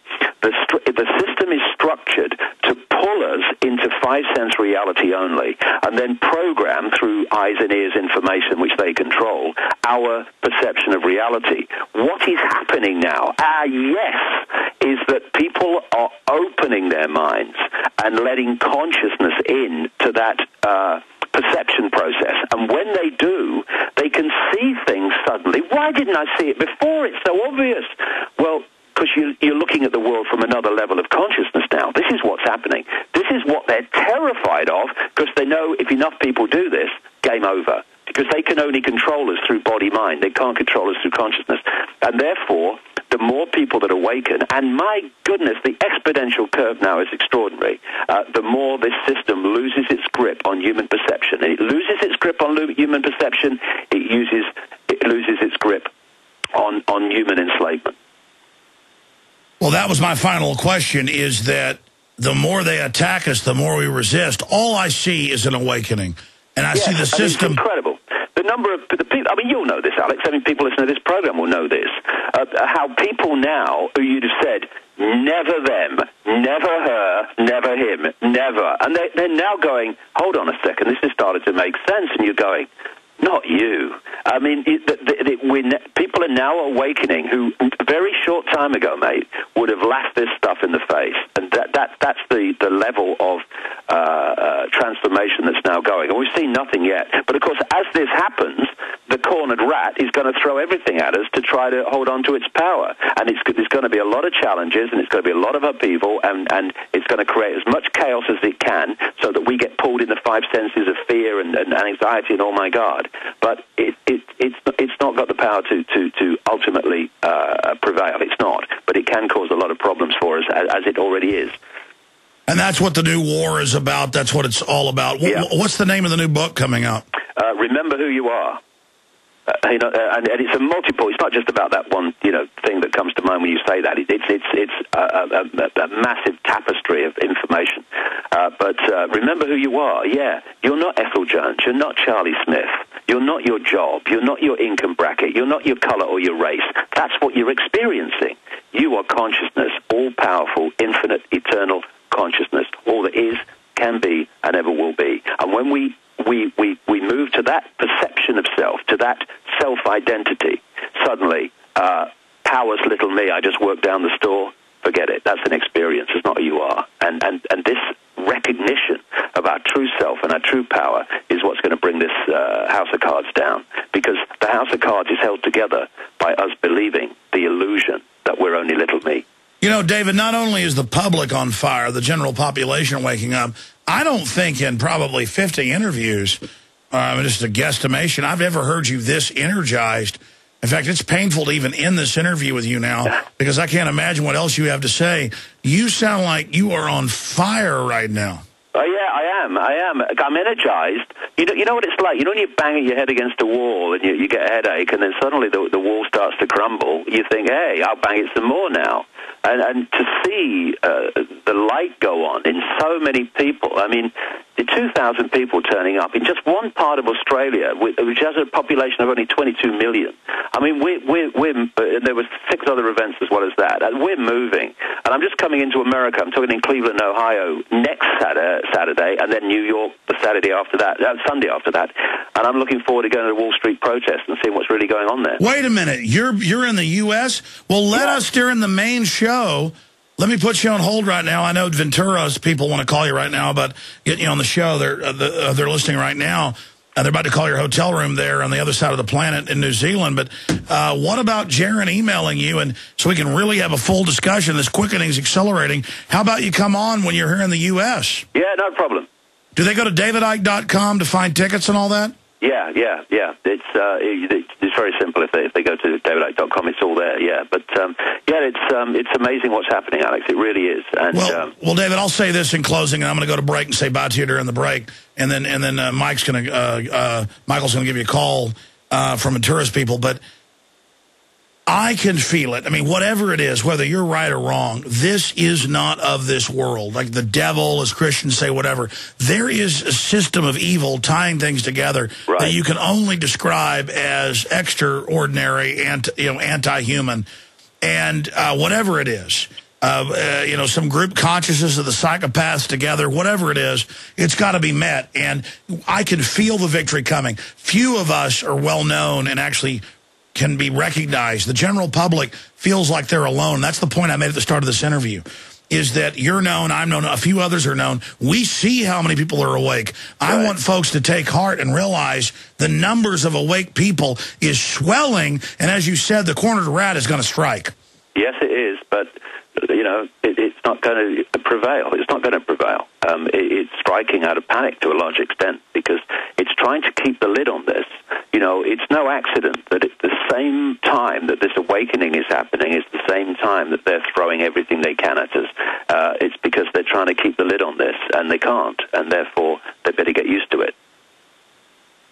Well, all I can say is excellent job with everything you're doing, David, davidicke.com. Again, where all are you speaking in the U.S.? Cleveland, Ohio, in a week Saturday, and then New York the following Sunday. I need to get out to one of those events. David, I still have never met you in person. I know. Come to New York, mate. I guess I can let the TSA grab me. You know what? Is that not slave training for these serpents to put their hands on us? Oh yeah. I mean, all this stuff of the rub down for children and stuff. It's preparing children to find that totally acceptable. I've mentioned in the new book, efforts, and I'm sure you've come across them, efforts to make pedophilia and sex with children acceptable and a normal part of stuff. And what we're seeing with the so-called human rights, UN human rights of the child and all that stuff, some of it sounds good on the surface, but it's all part of a massive tapestry of removing power of the parents over the lives of the child, and so giving it to the state under the illusion of giving it to the child. This is why, these horrendous bloody vaccines that they're doing for girls and offering it getting in for boys now, that some states are, or some authorities are saying that the girl must have the right to decide if they have it, not the parents. So it's all part of this eroding of parental influence over their children, because the state wants the kids. And Brave New World, Aldous Huxley, it's all in there. Well, David Icke, we're going to go to this little promo for the money bomb we're doing right now, and I'll say bye to you during this break. Okay. And then we're going to come back with Mike Adams for the next 2 hours with a bunch of guests fighting against those that wish to take people's access to raw milk. But again, the system is scared. I mean, you agree with that, David? What's the time frame until it's clear that these creatures are being routed? Yeah, the greatest fear is that their source of sustenance and source of slavery will be lost. And that manifests out in so many different ways. It's fear. All right, I'm going to talk to you during the break. I want to set you up right now because I want to do a whole other interview. You're on fire. David Icke, Mike Adams coming up with breaking news, Gerald Celente, and more. Stay with us.